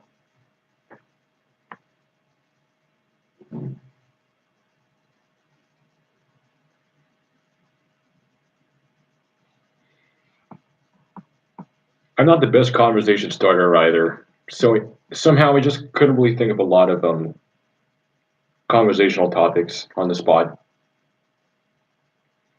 What is your favorite instrument in rockabilly music and why? Well, I do enjoy both the lead guitar. I can't really play lead guitar though. I'm more of a rhythm person. The hollow body guitars in particular, archtop hollow body guitars are just really sexy sounding. And the double bass, of course, because I'm a bass player myself. I play electric bass though. Of course, double bass, the upright bass sounds really really nice as well. And I do enjoy listening to the bass tracks of some rockabilly records sometimes.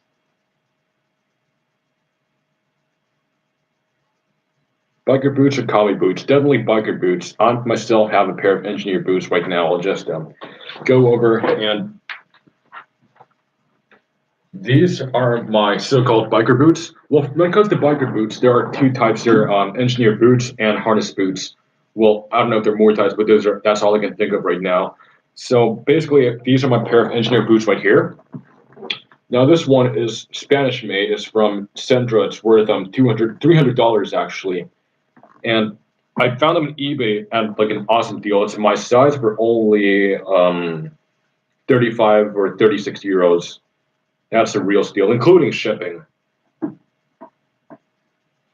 And I basically wear these almost every single day. So yeah, I just love the aesthetics. I mean, cowboy boots tend to be a little too extra for me, to be honest, because it's just so flashy. But with biker boots, they just look more simple and they're badass at the same time.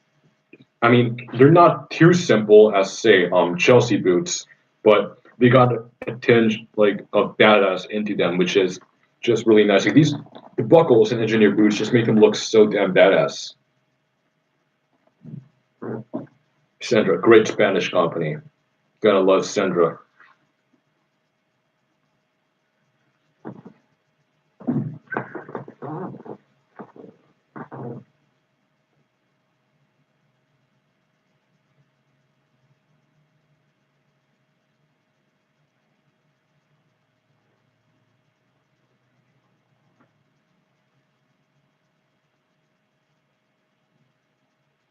Hey, Ollie's here. Oh, hey, man. Should I keep my slick back sides or should I shave or fade them? That totally depends on. Honestly, I can't really say because that really depends on what you want. You just really need to think about it. I mean, you're more into the old school greaser look, so maybe you can try growing it out for a moment. Especially, I know that currently your sides are not the longest right now. Your sides are pretty short because I saw your pictures in the Facebook forums. So I think you gotta maybe you gotta experiment a little bit. So for now, you can just grow your sides out and slick them back, and to see if you like them. But if it's a little too much maintenance for you, or if you don't like it too much, you can just always revert back to shaving your sides.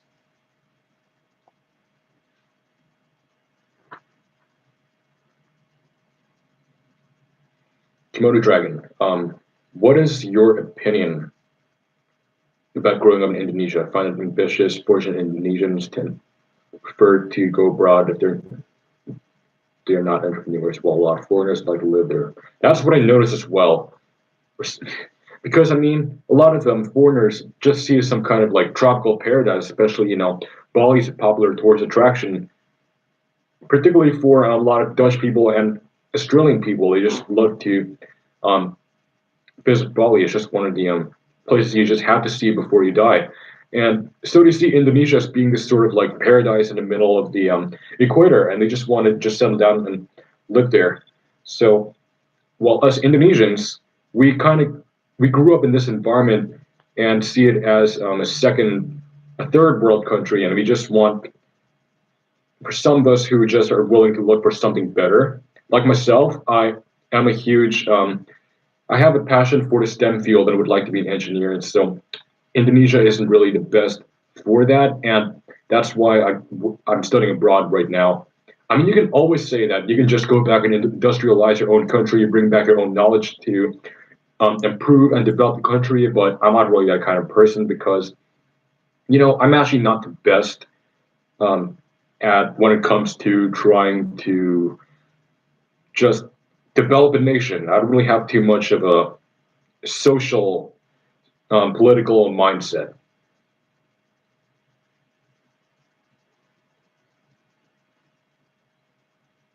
Not gonna lie, shaving all my hair down. Oh, you shaved your hair. A fresh start. Well, I didn't imagine that you would. Why though? Is there any durian in Indonesia? It's one of the most popular fruits there. I absolutely love durian.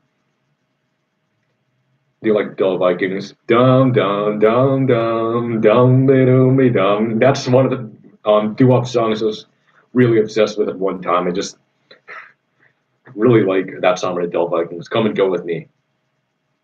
How is life? Busy. That's all I can say. Well, right now it's the holidays. I'm just kind of relaxing myself a little bit. But for the most part, engineering school is just really tough to keep up with, if I can be honest. But isn't all engineering schools like that? Of course they are. So engineering is difficult. What's new? Johnny, it was getting a little bit long on the sides, and I walked to the barber and I said, just cut it off and then New Year fresh start. That was spontaneous. I found that people living upper class in Indonesia even have it better than living middle class here over in Holland. That is true. I mean, especially with the but we have in Indonesia, like we basically, if you don't know what I'm talking about, for those who are not Indonesians, we basically it's very common in Indonesia to actually have maids or servants in households where they do the laundry or clean dishes. That's very standard in Indonesia to have like a maid in your house. So they, while here in Europe, it's not a thing to actually have maids. So that's the reason why I guess well, some Indonesians find it their lifestyle to be pretty much better than in Europe, especially considering that the power of the rupiah is very weak, and so things in Indonesia tend to be a lot cheaper compared to, say, in Europe. Wow, wow, wow, wow. Mark John. Boom, boom, boom, boom, boom. So for them entrepreneurs, Indonesia is great. Yep. Pembantu, whatever you call them. Favorite movie. What is my favorite movie? I'm First Man. Yeah, First Man. That was one of the newest releases from this year, and that one talks about the life of Neil Armstrong, and it's actually based on a 600-page biography on bio biography of Neil Armstrong, the only authorized one, which I managed to finish about a week before I moved to Holland. And I did find the book enjoyable. I really liked the movie as well. And basically, the life of Neil Armstrong as a NASA pilot and astronaut in the 60s, that's what the movie chronicles instead of just his whole life like the book covers. So it's very emotional, very tense, and you just a lot of scenes just make you want to hang on. So it's probably my favorite movie and my favorite movie of this year as well.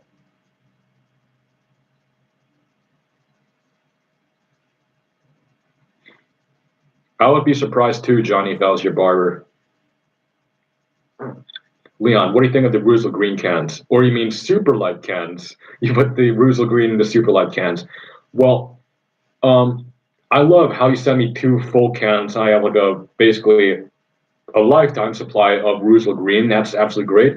It's one of my factory now one of my favorite factory made mediums, but still not the best stuff out there. But it's absolutely one of the more superior non homebrewed mediums. When are you going to try review the classics, dude? I don't know, maybe sometime next year. Because to be honest, I don't really know when I'm gonna buy more pomade. I always lie to myself. I'm like, I'm not gonna buy any more pomade, and like 1 week later, I'm just like, well, I buy three more pomades. Story of my life. But anyway, the classics pomade. I'm trying to earn more income on the side right now. So if I actually do, then I'll definitely get more pomade. Especially right now, I'm actually saving up for a new jacket. There's this basically, like I said, I'm a huge spaceflight nerd, and there's this company called Luna Replicas. They're based in one of the owners is based in Canada, but now it's full time ownership by the some guy from the United States. And Luna Replicas basically makes replicas of relics from the Apollo era, like the sunglasses pouch where you put in the American optical sunglasses during Apollo flights, or the flashlight, the torches that the Apollo astronauts use inside their spacecraft, and just some novelty stuff like that. But the one thing that I'm really excited about is that they actually released a jacket last year that resembles, that actually is a replica of the Apollo era jackets that the astronauts wore in the 60s. And they stopped making that for a while because they actually want to make an improved version of it. And right now they're very close to releasing it. They're probably going to release it next January or February, I believe. So, and it's going to be more accurate than ever. It's going to be the most accurate one in the market. So I'm trying to save up for that one. It's half Indonesian myself and half family there, also from Chinese descent. I can somewhat guess what kind of life had there. Clearly. I can imagine what kind of life had there either. We can all relate to each other as Chindos. Yes, international school for sure. That's where you get that's why I speak English really well. And I don't have the heavy Indonesian accent at all. Leon, I did not finger any pommies of yours. That's pretty weird because, I just find some, I don't know, maybe after some time you'd find that the pomade cans just tend to tip over for a while. And, you know, yeah, I don't really know because I just opened the pomade tins and I found that the pomades are in a really weird shape compared to how I left them the last time. So I thought it would it was something that you would do. So I assumed that you probably fingered my pomades. Mailman. But yeah, the box was intact.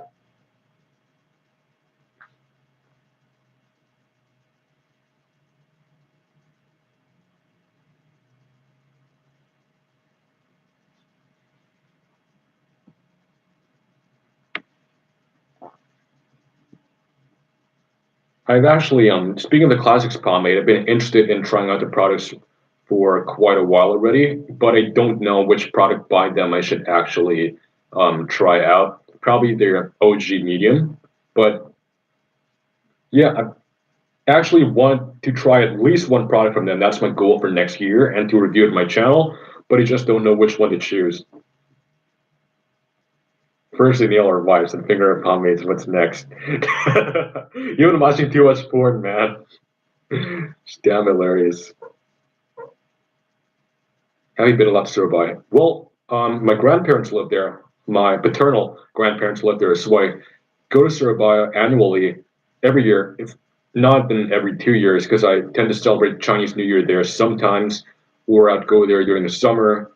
So I have relatives nearby, so of course I go there quite a lot.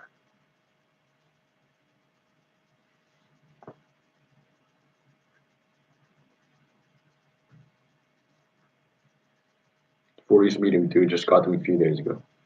Have you ever been to the UK? No, but I have a brother who studies there. He studies in Leeds. I heard great stuff about the 40s meetup from the classics, by the way.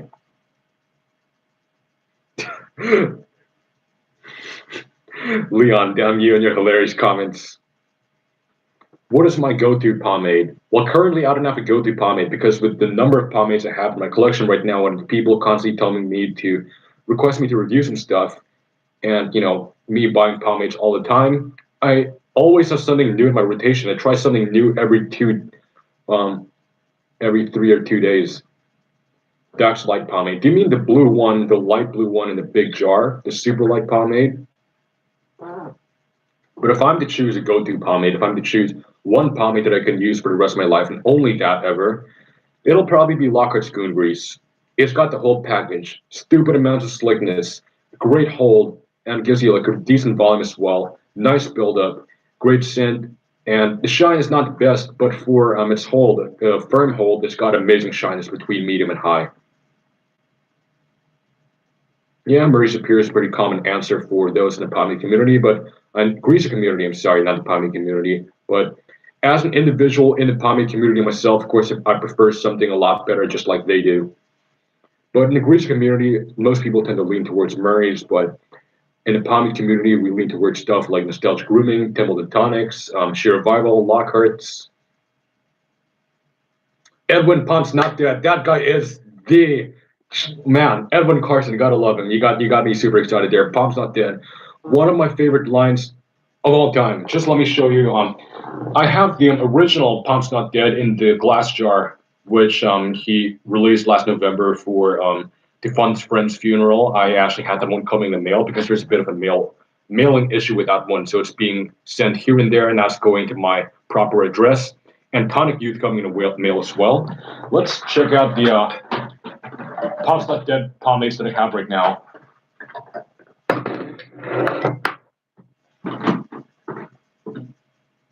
As your Chindo, were you also obligated to play several instruments, John?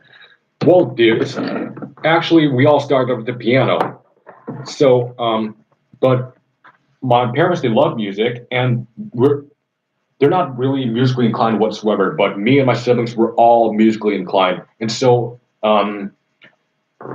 when my mom was pregnant, she made us listen to classical music when we were still in her womb, and that actually really worked out because we ended up being really musically inclined, and we actually have a band, and I'm the bass player in my family band. So we all started on the piano, and eventually when we grew up, we got into our own instruments. I was assigned to play the bass, and I was totally cool with it. When I was 11, I do vocals as well. I taught myself the harmonica. Let us whole channel with motor oil. I imagine that's what your dad would say. Motor oil. My Pump's Not Dead stuff are all the way buried down in the my pomade collection. It's gonna take some time to dig them out.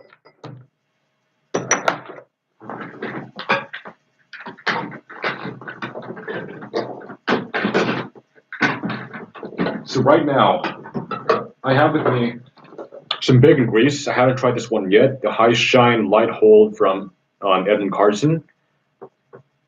Haven't used it at all, but I do like the scent.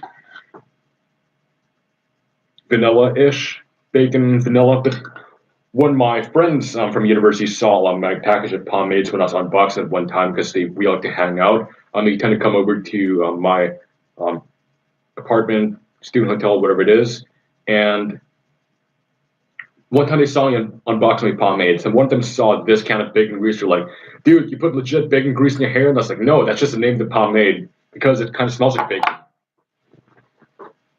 Now, this stuff over here, Slick of It All, is one of my all-time favorite pomades. It's probably actually, if you're talking about my favorite pomade, I really don't know now. There's a tough competition between Pump's Not Dead, Slick of It All, and Lockhart's Goon Grease. Now, these two right here, they're my babies.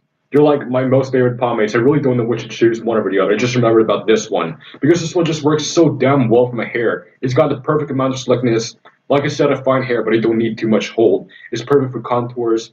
The shine on it is not like super high. It's very controlled actually, because for a light pomade, the stereotype is that it has a very wet, greasy shine. But with this one, the shine on it's more just more natural looking. It's very controlled. It's sort of like a nice glassy looking kind of shine, but it's not like, say, a very old fashioned, super wet and greasy shine. It's just very moderate, and I do like that a lot because sometimes you need to take a break from the very overly wet kind of shine. And this one gives you a very like, it's not a super high shine. It's like between medium and high, but it's still a really nice looking shine that's very unique actually compared to a lot of the other pomades. Great scent as well because it comes with the standard coconut cool water scent that the original Pomps Not Dead has. The coconut cologne scent that I really love. And what's not to love? It's got enough hold for me, amazing buildup, the right, perfect amount of shine, and it's so easy to use. And it's just the slickness on it, as the name implies, very good slickness. So I don't know between Goon Grease or Slick of It All. Those are the two pomades I have to really choose from. And you're probably going to drool over this if you love Pomps Not Dead, but this one right here, I managed to grab it ahead of time. I mean, they stocked Slick and Destroy in Pomade Club quite a few months ago, and that was sold out pretty quick. And that's like a seasonal release, I guess, because it's just one of those novelty pomades that Edwin doesn't really release too often. So,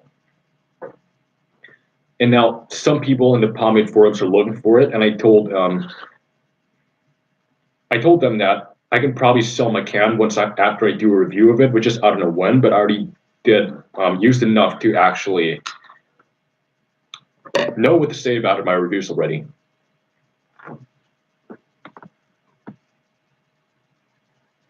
What is the best low shine pomade?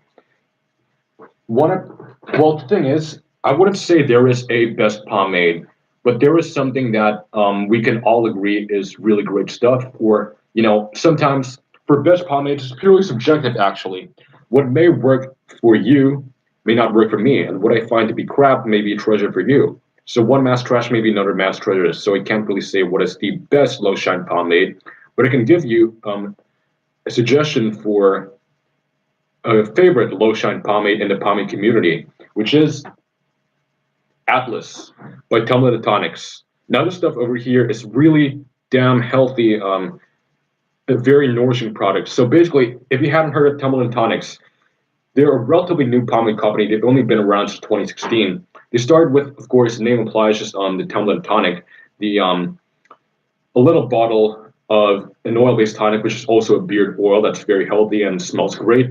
Well, the thing is about Chris Templeton, he's the guy behind Templeton Tonics. He's known for his scents as well because he's just a genius when it comes to combining essential oils to make a novelty scent.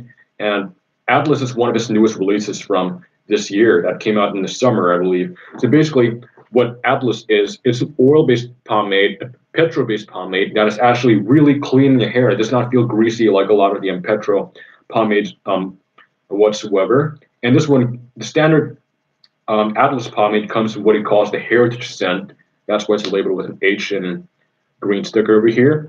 And the heritage scent is basically his own take on the barbershop scent, but just a lot more, well, natural smelling. It has a very warm, woody scent to it, and it's got somewhat of a vanilla-esque kind of scent to it. It's just a very, very fresh scent that I love. It's not completely like your standard barbershop scent. It's kind of similar, a little similar, but mostly very, very it's a scent. So I just gotta love the heritage scent that the stock Tumbler Atlas comes with. Yeah, see you, Leon. Nogger. So anyway, more about Tumbler's Atlas. I actually did a review of it on my channel, so you can check it out if you want to. But here's a very quick retrospective if you actually want to hear about Tumbler Atlas.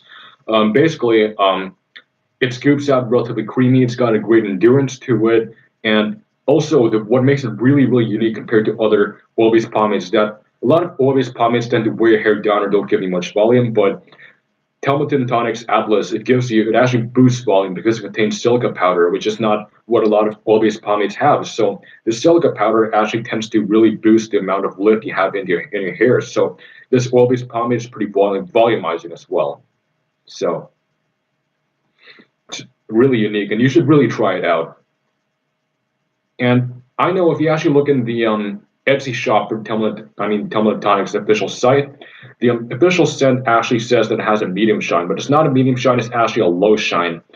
I don't really know why he advertised a medium shine because even Chris himself, when he formulated the pomade, he had a low shine in mind.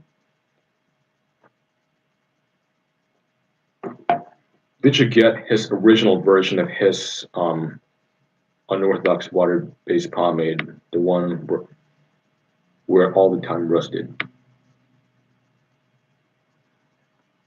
Oh, do you mean the shape of Pomme de Cum? The Poms of Dead unorthodox water-based pomade. I've never tried it before. Because I couldn't get it somehow. It's one of those rare releases as well, so I've never used it. But if I can find it, I'll definitely give it a try. And Mark, thanks for the suggestion. Because I did am a light pomade user and I love light hold pomade, so cut through light hold. I never heard of that one. Well, actually, probably did heard of it, but I never really think so much about it. No longer in production, a few of them left. Yeah, I should really look into it. How did you become a greaser? Well, I've always been into. I answered this question. Somebody asked me the same question earlier in this live stream, but just to repeat this one again. In a nutshell, I've always been into, felt out of touch with modern culture, modern pop culture. So when it comes to music, because I've never been into modern pop music, and I just want some kind of escape. And so I discovered the Beatles. They're not rockabilly, I know, but they got inspired with rockabilly to become what they are today. And those days, I'm sorry. So what made them so great was rock and roll music from the 50s. And I was obsessed with the Beatles, like a huge Beatle maniac. And so a couple of years after I started becoming a Beatles fan, I started to think to myself, what made them so great?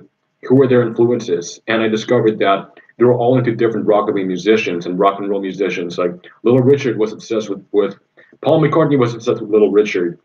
John Lennon was a huge fan of Buddy Holly, and George Harrison had his guitar style inspired by Chet Atkins and Hazel Atkins, I think.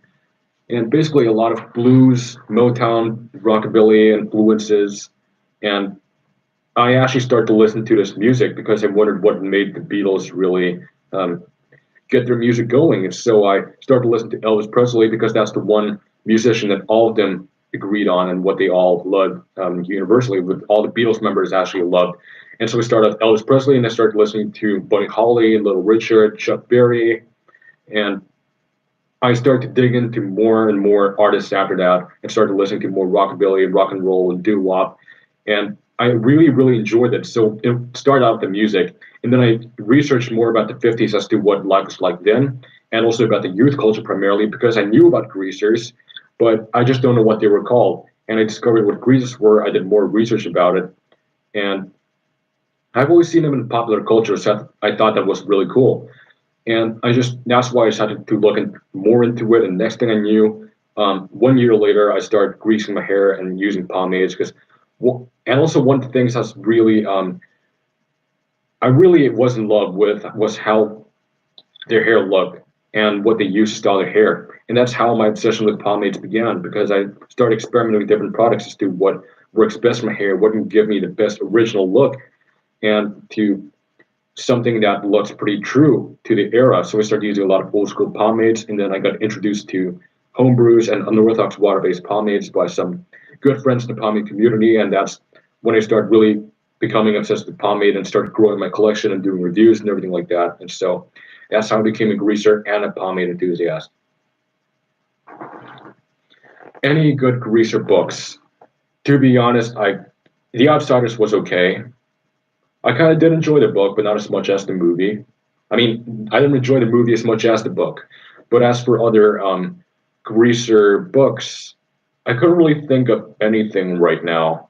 But in the 50s, there were a lot of pulp novels that were centered around the whole juvenile delinquent scene, and basically about young teenagers getting in trouble with switchblades and greasy hair and leather jackets. There were a lot of pulp novels about juvenile delinquents back in the 50s. I don't know if any survived, but try looking at your local thrift store. Maybe you might luck out and find something. Cutthroat collaborated with Edwin a few times, maybe for Slicker Limited. Oh, I actually never knew that Edwin did a collaboration with somebody else to make Slicker.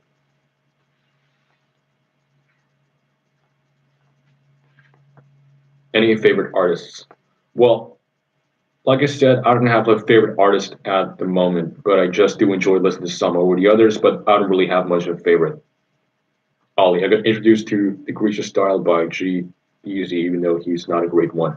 Well, yeah, G Easy's not a greaser, but he just happens to be influenced by it and dresses like it. You can see that his clothes are not completely greaser like, but you can see the influences in there in a way that he takes some elements from the greaser style and takes other elements from modern pop culture and just combines it into his own style.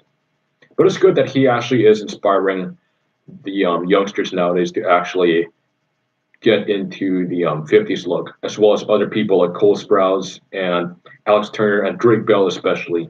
Really got to hand it to Drake Bell.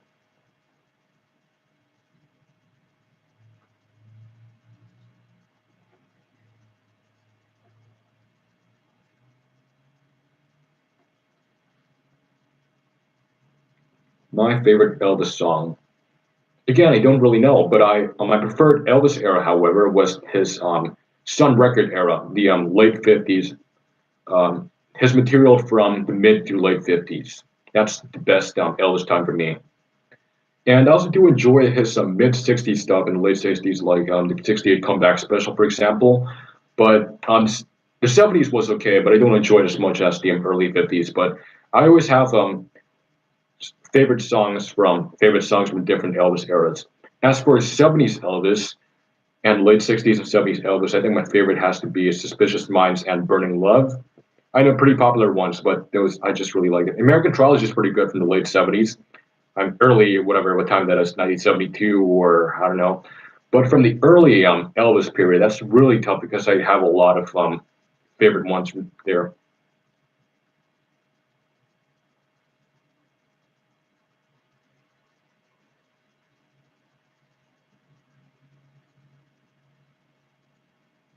No name. How we got into the Greaser styles because Squinty is one of the first Greaser channels I discovered. I've always loved 50s culture, didn't know there was subculture to get people. Love 50s culture. Well, I don't know what to say. I feel really, I really take that as a huge, huge compliment. So I feel so honored. Thank you so much, guy with no name. So yeah, want to thank me? No, thank you. It's people like you who actually keep me running this channel and doing what I do. Even though I don't really do a lot of greaser stuff, I tend to lean towards more of the pomade community, and I do some greaser stuff sometimes. I'm really glad you're going to enjoy my channel because obviously the one thing that the pomade community and the greaser community can relate to is using pomades. And pretty much, I actually started my channel because I aim to be the bridge between the pomade and greaser communities because I find that the greaser community doesn't really know a lot about pomade. I mean, they claim to know quite a lot of pomades, but when I ask them, they only know is just stuff from Murray's, Dax, or Royal Crown, or Black and White. And I just really aim to increase this knowledge in the greaser community as to the other great pomades out there, especially the modern homebrewed ones that a lot of greasers nowadays tend to look over and just introducing more to the greaser community through my channel. So I basically am I want to be the guy who tries to bring more pomade knowledge into the online greaser community. So especially through my channel, I aim to be that bridge that connects the pomade community and the greaser communities, especially being active in both communities.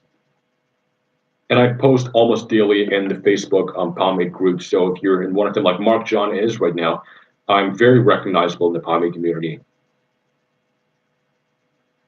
Squinty's bet. Oh man, I'm not the best pomade reviewer out there. Everyone has their own opinions, but thank you so much for saying that I'm the best pomade reviewer. I really don't think so. I really like other pomade reviewers. Like, of course, we all know Cameron, and there's Zamir of Heavy Metal Pomp. He gives really great descriptions, and there's also if you're you should also check out Heavy Metal Pomp's channel. He's also one of the best Workman's Pump channel, because I mentioned Heavy Metal Pump earlier. That's Samir. You should also really check out the Workman's Pump channel, because he's actually one of the best reviewers as well out there. And if you're into pomade and hairstyling in general, not just greasy stuff, check out Thomas Draven as well, and Spruce and Sharp. Thomas Draven and Spruce and Sharp, those two are more catered towards the pomade community and not really much of the greasy community. But if you pomade's more of your thing, then those channels will be really enjoyable for you as well. Uploads consistently. Yeah, I try to do whatever make you guys happy, because I now have like an upload schedule where I upload every Friday. I aim to upload a video per week.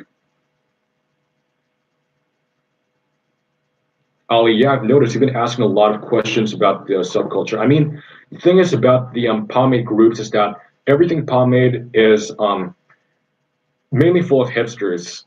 Like, there's some rockabilly people there, but mainly hipsters actually.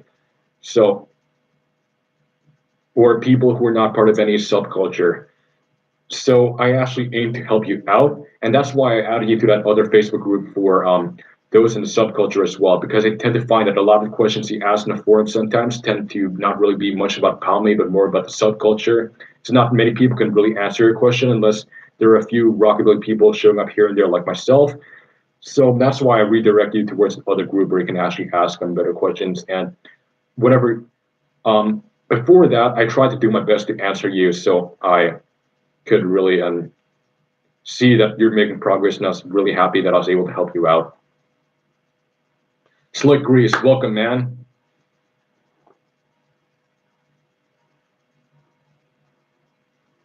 Langer Lord, your application for everything pomade is never accepted. Why is that?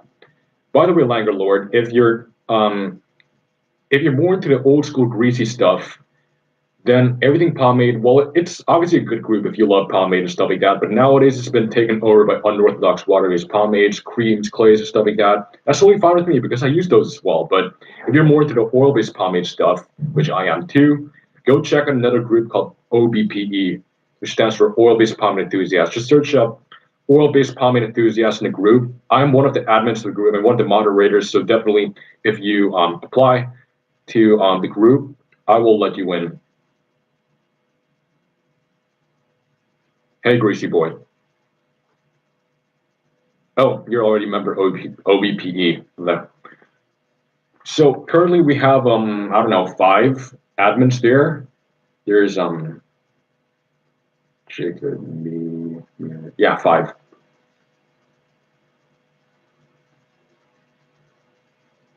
Got in touch with Ivor. Ah, yeah. That's true, because I was wondering, like, you mentioned that you got Iberbrew already, but you're not part of EP, so how's that possible? So, of course, OEPE. Oh, it's Emiliano. Hey there, Emiliano. Isn't OBPE a closed group? Yeah, it is a closed group. But you have 5 moderators, 5 admins who are running the group to accept member requests, including myself. So we're in charge of recruiting people. Typically, I tend to actually check your profile, like not in a creepy way, but there's some people who like to spam the group, especially there's some store owners who tend to spam the group with their own stuff, especially if it's not oil-based pomade related, but it can be water-based pomades for that matter. We tend to throw people like that out, and it's happened before. And since then, the main admin of the group tried to improve the moderator status of the group, and so he recruited me and a couple of other people to take care of the group. And so now we kind of check your background a little bit to see if you're if you're actually a pomade user or if you're a spam person. Yeah, as long as you're not a spam person, then I'm totally cool with that. You can just get in.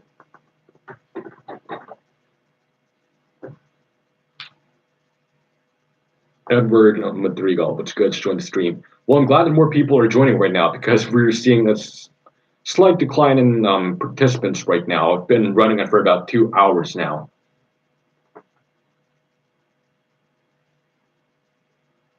Any more conversational topics right now? So, Edward, Ed, I don't really know you. Yeah, I doubt I've actually seen you before. Slick Grease, I stopped using pomade. So, you use anything right now?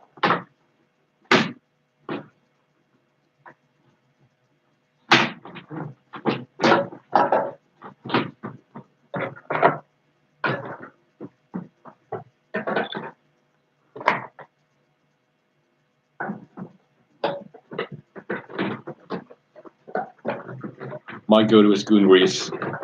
Smart choice. I keep mentioning it's live stream in this live stream, but Goon Grease is probably it's one of my favorite pomades. I said it was my favorite, but right now I'm like really having a hard time deciding between Pump's Not Dead, Slick of It All, or Lockhart's Goon Grease. But that's a really wise option. Lockhart's Goon Grease. Absolutely great stuff. I recommend it to just like about anybody.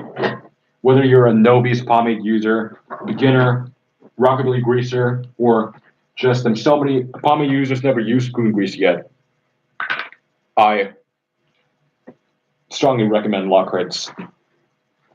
I see your amount of culture as well. Honestly, anything from Lockhart's top tier. I totally agree with that. Steve Lockhart and his family, really innovative people when it comes to the pomade scene. I mean, who the hell would even come with a pomade that breaks the rules? That would come up with a pomade with a relatively great hold, with a nice amount of shine. And right now, he came up with a water-based pomade that a gel-type water-based pomade doesn't really harden. I mean, those stuff that existed before, but coming from a homebrew company, that's pretty hard to yeah, hard to formulate.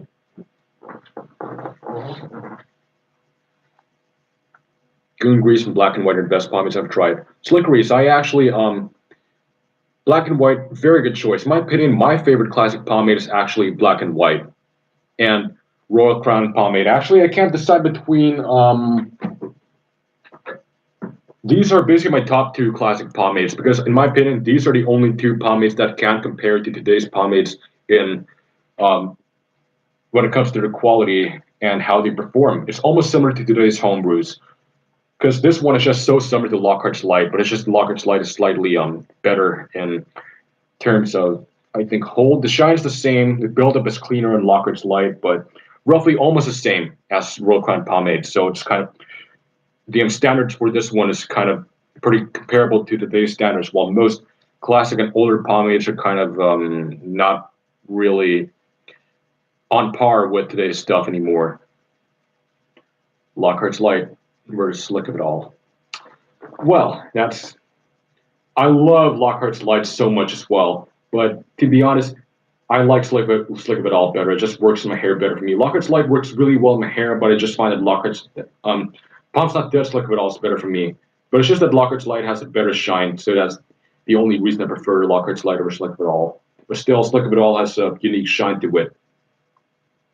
And Royal Crown. It actually depends what kind of Royal Crown you use, because to be honest, I just don't like the hairdressing. I mentioned this earlier in the live stream. I just really don't like it at all. But the pomade is just something different altogether.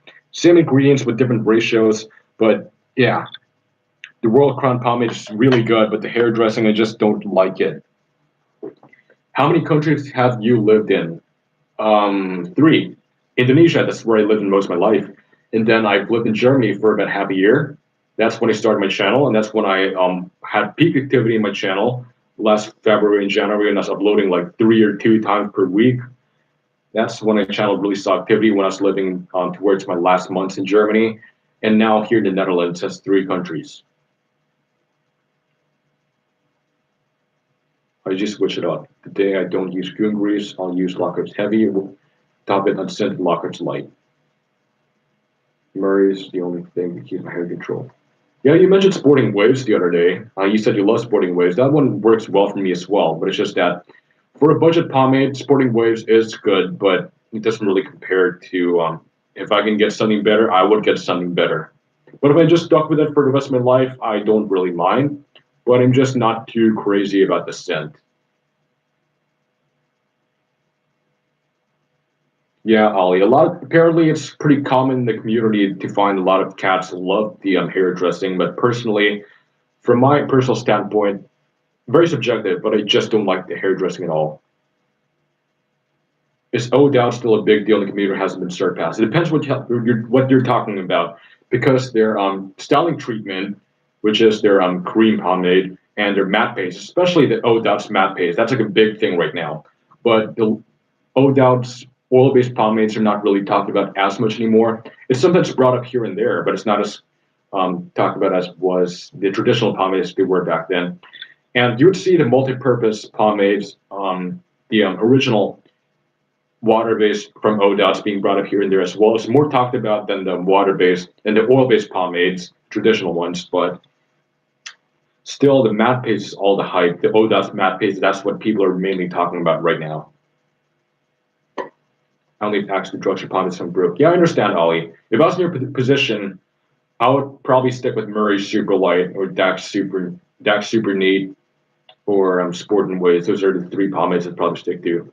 And Black and White. Well, actually, Black and White is not really a drugstore pomade because you don't really find it at a lot of drugstores. But if you're trying to find a budget pomade online, I would choose Royal Crown Pomade or Black and White, obviously.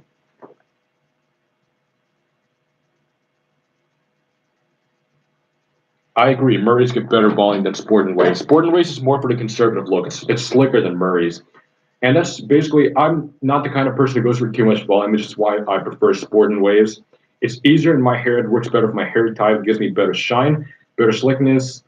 And yeah, that's why I prefer my ODOTs. I prefer Sport and Waves because, again, like I said, your favorite pomade depends on your personal circumstances, all very subjective, really, because it sometimes depends on your own favorite style. Like, sometimes some pomades get better volume. If you like volume, you tend to choose the more volumizing one. But if you don't really like volume, you tend to choose the one that doesn't give you so much volume, that's more slicker. So sometimes what's your favorite pomade may depend on your particular hair type and your the style that you're going for. So it's very subjective. The best pomade really is subjective because there is no best pomade.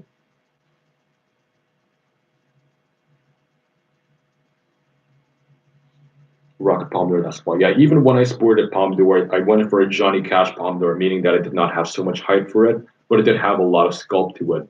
Like it was very round and forward. So I didn't really need so much hold. So I used Murray Superlight, which again, when I had a Pomodoro, I used Murray Superlight, and mainly that was in high school, which again is similar to World Crown Pomade, which is what Johnny Cash used. So yeah.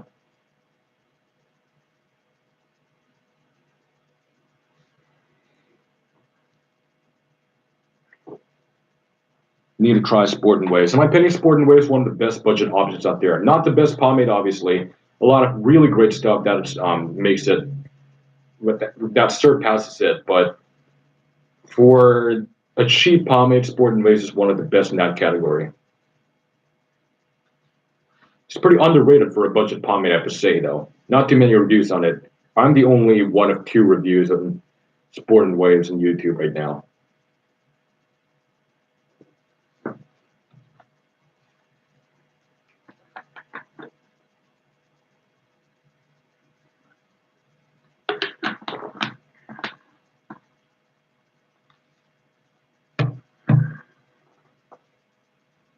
Do you like the movie Stand By Me? Fun movie. Yeah, I enjoyed it. Good soundtrack as well. Buddy Holly, the Lollipops. I don't exactly remember what was there. It's been a while since I saw the movie, but really enjoyed the soundtrack also.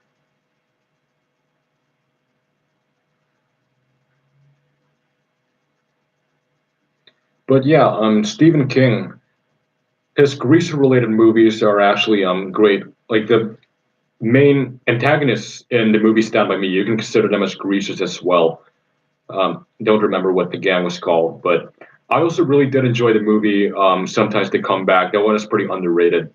A lot of hot rod action, a lot of greaser action. If you're looking for B movie, a B-rated movie for a greaser style movie, greaser subculture movie, then I really recommend watching Sometimes They Come Back. Uh, I really enjoyed that one for some reason. Simple movie, pretty fun, but I really like that one. Demon Greasers, Evil Demon Greasers. Are you a Roy Orbison fan? Um, I don't. I enjoy his music. I do listen to him sometimes, but I don't listen to a lot of Roy Orbison.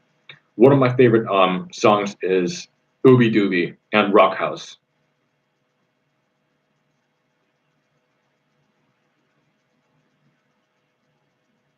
Only the Lonely is also nice as well. It's one of my favorites by Roy Orbison.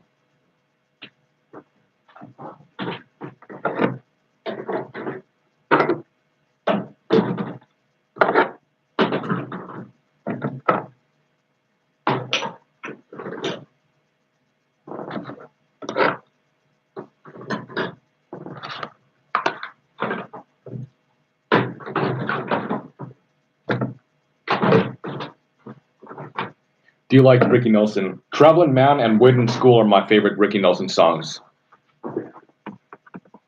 I like Ricky Nelson.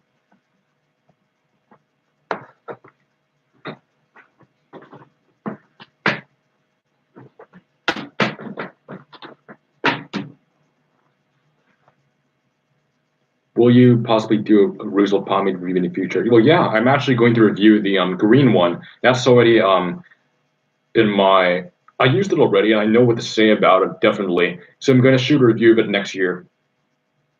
Well, next week is next year, so yeah, you should expect a Rosal green review somewhere around January. I don't know when I'll go back to Greece, though. Maybe after high school.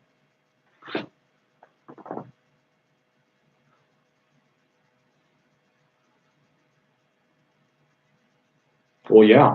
Whenever the time's right, do whatever suits you best, whatever floats your boat, buddy.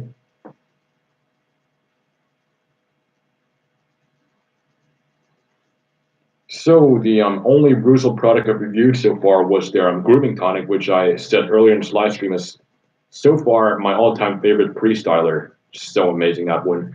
And the green Rusel is the only other Rusel product I've actually used. I actually got a sample of the red water-based Rusel as well. I'm not really much of a gel type water-based user, but I might review that one for the summer. Expect more water-based reviews from me during this, when the summer rolls in.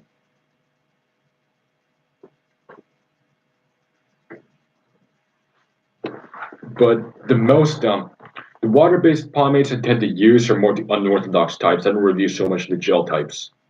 I mainly use the gel type pomades only when I degrease, actually.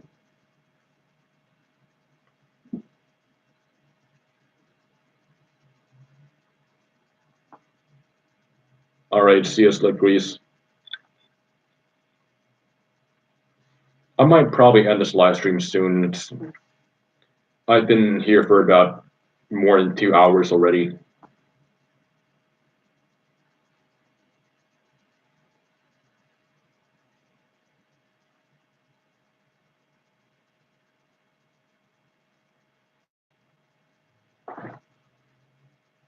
Yes, you're right, Jude. I really don't like Suavecito Ferme. I mean, it just makes your hair feel like this. It just makes it just like so crunchy. And I just really don't like the crunch into my hair. And it just makes my hair feel like straw after the washout. And of course, I'm not so hot on that. Even the original Suavecito, not a huge fan either. That's probably the second water-based gel type I've used. Their oil-based is not bad though, but it's still it's very basic. Their oil-based pomade Suavecito, it's better compared to the other products, but still, it's just very, very basic. But my favorite Suavecito product is the cream, the brilliant cream from them. It also smells exactly like Royal Crown pomade for some reason, and it's better for more loose and relaxed styles and for when you're on days when you're too lazy to use pomade. But I can't do a review on it anymore because I don't have a bottle of it, and I just don't want to buy more because I want to save my money for other better pomades. Well, Langford, yeah, Cameron, he really hated Suavecito Ferme, but I asked him about it in his most recent live stream, and he actually said he was a little too subjective in that video, and right now he actually gave it like a second chance, and he said it isn't as bad as he originally made it out to be. Like, when you tend to look in your old videos, sometimes you're just like, why did I say that? you tend to cringe at your older videos. Like, for example, if you actually saw my review on Asian Brill Cream, you saw how much it pissed me off, right? But nowadays, I actually do like Asian Brill Cream. And that one really pissed me off when you saw my video on it, and they said that that's fake Brill Cream and all. Well, yeah, it's pretty much fake Brill Cream in a way that it doesn't deliver the high shine that Brill Cream is known for, but it's actually got better hold than the UK version after, switching back and forth consistently. It's got a stronger but better scent than the UK version as well. I really, really like the scent of the Asian Brill Cream. It smells like a very, very clean, soapy scent. And, the shine on it may not be like as high as the regular Brill Cream, but on lazy days, it's just enough shine. It's sort of like a natural shine, but like it's not neutral. It gives you more shine compared to that of your natural hair shine, but it's definitely not a matte shine. It'll give you like a level of shine, but it's like on the more natural looking, very low medium shine. So it gives you just a very subtle sheen, but for the most part, the main reason why I like it is just so the scent is so clean. I just like it because of the scent mainly. So yeah, thanks, Guitar Player 31. I really appreciate all your questions on music, and I really hope to see you in my future live streams if I'm doing one anytime soon. And really, thanks for the congratulations on the 1K. I appreciate that. Are you from the UK, by the way? Because, it's kind of bedtime as well right now. It's 1 a.m., so it's 1:16 right now, so I expect for you it's 12:16 or something. But, yeah, I tend to sleep at, 3 a.m., 2 a.m., so... Anyway, if y'all don't have any more questions, then I might probably end this one soon. Hasta la vista, baby.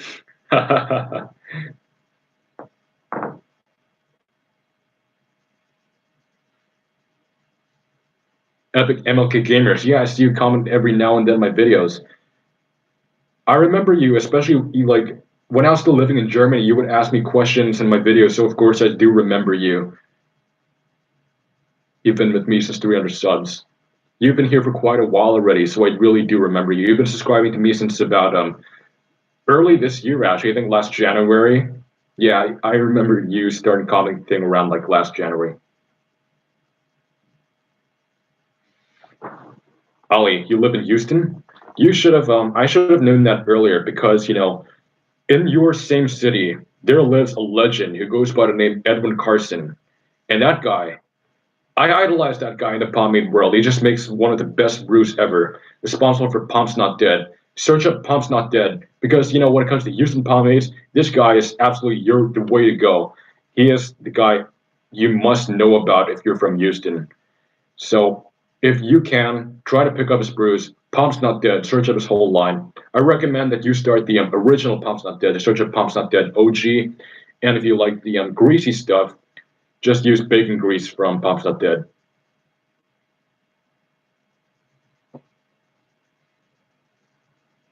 No problem, Epic MLK Gamers. And you're also one of my loyal fans, so of course I do remember you.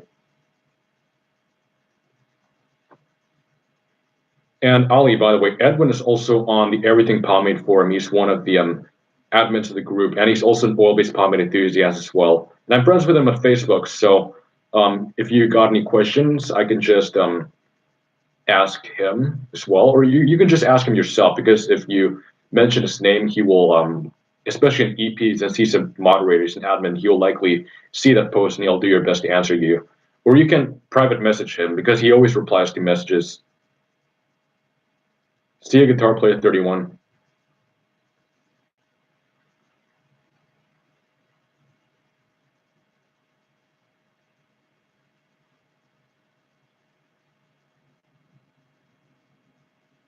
Yeah, Ollie, I imagine that Everything Pomade would not be for you because you're one of the old-fashioned people who prefer to use old school greases and oil-based pomades. Everything Pomade, to be honest, right now it's been dominated by, like I said, cream pomades, unorthodox water-based pomades, clays, creams, not so much of the greasy stuff. I, for one, being both a pomade enthusiast and a greaser, I enjoy this stuff. as well. So I still am part of EP. I use clays sometimes as well. I'm new to clays. I just bought my first one like last a few weeks ago. So I really like that one. I still use creams, clays, and orthodox water-based pomades. Matte pastes, I have nostalgic Rumi's moon paste. So if you're completely like old school, I imagine that it's not really down your road, and you'd rather stay an oil-based pomade enthusiast, and you would leave EP. But right now, since I'm both on both sides, I still stay in EP. Rockabilly Johnny, thanks so much for the compliment. Like, if somebody compares me to Madman, I'm already pretty happy with that. I don't deserve to be compared to Madman, though. That guy's a legend. How did you come with the name Squinty? I didn't come up with it. Apparently, it was given to me by some of my friends, the Greaser community. When it was, I was about half a year into the Greaser community, and suddenly some of my friends from the first generation of the Greaser community, from those who were with me in the first social club I joined, plus some of the cats who joined the second wave of the community, which was the last greaser gang I joined, social club I joined, which is Grease and Alley Cats. So people from the Grease and Alley Cats and the Bum and Greasers, they all came up with the name Squinty for me, which is a coincidence because there were about three people who came up with it, and they all didn't talk to each other about it, and they all said I should be Squinty. And it's such a coincidence because nobody even talked to each other about the nickname, and they came up with it, and they're like, "Hey, how do you feel about the name Squinty?" And about 1 week later, I got a message from I was talking to somebody else from like one of the social clubs I'm in, and at the time I was in the Grease and Alley Cats, one of the social clubs from the second wave of the Greaser community, and the Palm Greasers was no more, but there were still some. I had still some friends who were still around the community, and they suggested to me that I should go by Squinty. 1 week later, one of my friends from GAC, the Grease and Alley Cats, said that I should be Squinty as well. So that's all a coincidence. Nobody even said anything to each other, and they came up with the same name for me. So yeah, yes, exactly. The sheer Vital clay is I wouldn't say it's a high shine, but most clays are matte. But this one has a low shine to it that's pretty comparable to a low shine pomade. And light hold, sometimes products work differently for everybody. I mean, like, they all say that it's a light hold clay, but in my hair, it actually works as a solid medium. A firm at best, like a medium firm at best, actually. Not a firm is exaggerating, but at best it works as a medium firm, but for the most part, it works as a solid medium in my hair. Because then again, I have relatively fine hair, so different products work in different heads. But yeah, I do love the sheer revival American Gardens clay. The reason why I picked it up is because I was just so lucky that Mokair.nl, one of the local Dutch sites, still had it in stock, and it's discontinued apparently. And so, while the stock still remains, I have to get it before it gets sold out. Because, well, you'll never know when it's going to be sold out in the Dutch stores, and when it's sold in the Dutch stores and Dutch online shop Mokair.nl, you won't get it anymore, I believe, because it's discontinued now. Yeah, and it's discontinued. Some like pomades from the Sheer Revival line are a seasonal release, like Elm Street and The One Who Knocks. The One Who Knocks recently became a seasonal release when it was like part of their flagship product line at first, but now it's a seasonal release since recently, which is pretty sad because it's such a good product. Um, but there are some products that are not being made anymore, like completely done. I think American Gardens is one of them. So while there is still some in stock. I just have to grab it from for myself, and it really made the perfect introduction to me as an oil-based pomade user, getting acquainted with clays. Sheer Revival's American Guards was absolutely perfect for me because in a way it's pomade-like. It's still slick for a clay. That's why it's so damn interesting. I mean, clays are normally very texturizing, but this one is both slick and texturizing. It's very versatile. I heard the same things about Baxter clay, though, even though it's not shiny like Sheer Revival clay is. You picked up Grey Ghost recently, Langerford. That's Oh, it's okay, not great. I'd like to know your thoughts about it, though. Why you think it's just okay? Epic and Lucky Gamers from Finland. The only hair product we have here is Vival Hair Cream, which is a petrol-based cream from 1980s, I believe, and it's a light cream, in my opinion. Well, that was pretty interesting because that is what you call an unorthodox oil-based pomade. I mean, you tend to hear the term unorthodox water-based pomade a lot, but it's not every day you hear the term unorthodox oil-based pomade being thrown around. That being said, for those of you who don't know what it is, an unorthodox oil-based pomade is an oil-based pomade that washes out in one go. That washes out very easily. If you don't wash your hair without shampoo, it'll leave a little bit buildup. Or in some cases, if they're super unorthodox, they're even water soluble. Yes, there exist oil-based pomades that are water soluble, and these are the unorthodox types. But a lot of unorthodox oil-based pomades also leave clean buildup as well, but they go out within one round of shampoo, much like an unorthodox water-based pomade does. So I believe that the petrol-based cream that you actually have is probably an unorthodox oil-based pomade. I've never heard of Bible hair cream. I got to look into that. I'm just going to type that into my memos right now.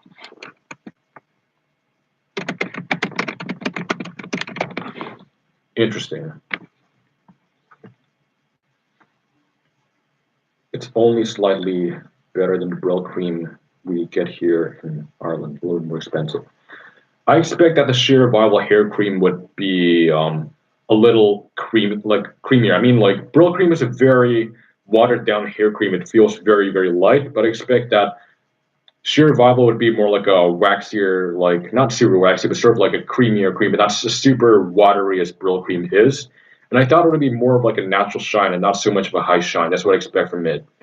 More nourishing, the Brill cream, less greasy, um, more of a creamy, a waxy cream type of scoop, and more of a natural shine. That's what I expect from Grey Ghost. But if you said similar to Brill cream, then okay, I should look into more reviews on it. Yeah, no shine to sheer Revival hair cream. That's what I expect as well. It's a neutral, natural finish.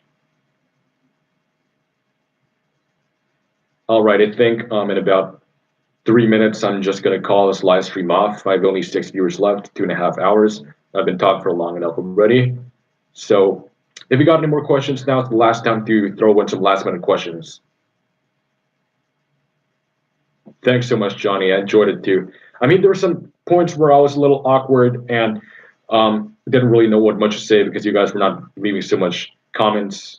It was a little silent at one point or a few points, and I couldn't really come up with just so much conversational topics. And I stuttered a lot here, but for the most part, I kind of had fun in this first live stream. We have a separate Brill cream hair cream that is easier than Brill cream. What kind? I'm pretty curious. How far back do you go with music, man? I sometimes listen to 1930s and 40s jazz and swing music.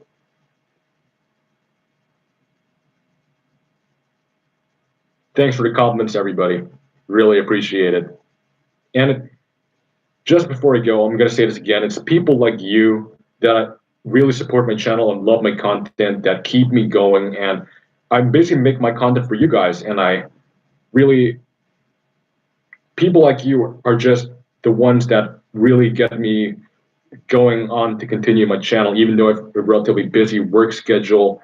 My university always manages to set time because I love you guys out there, and I'm always doing my best to release a new video for all of you out there.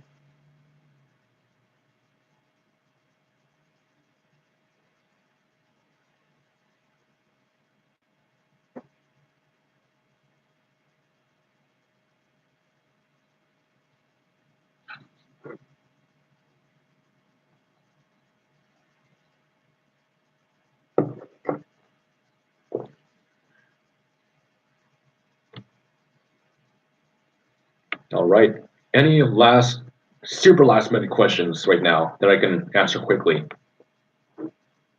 Or any suggestions or anything?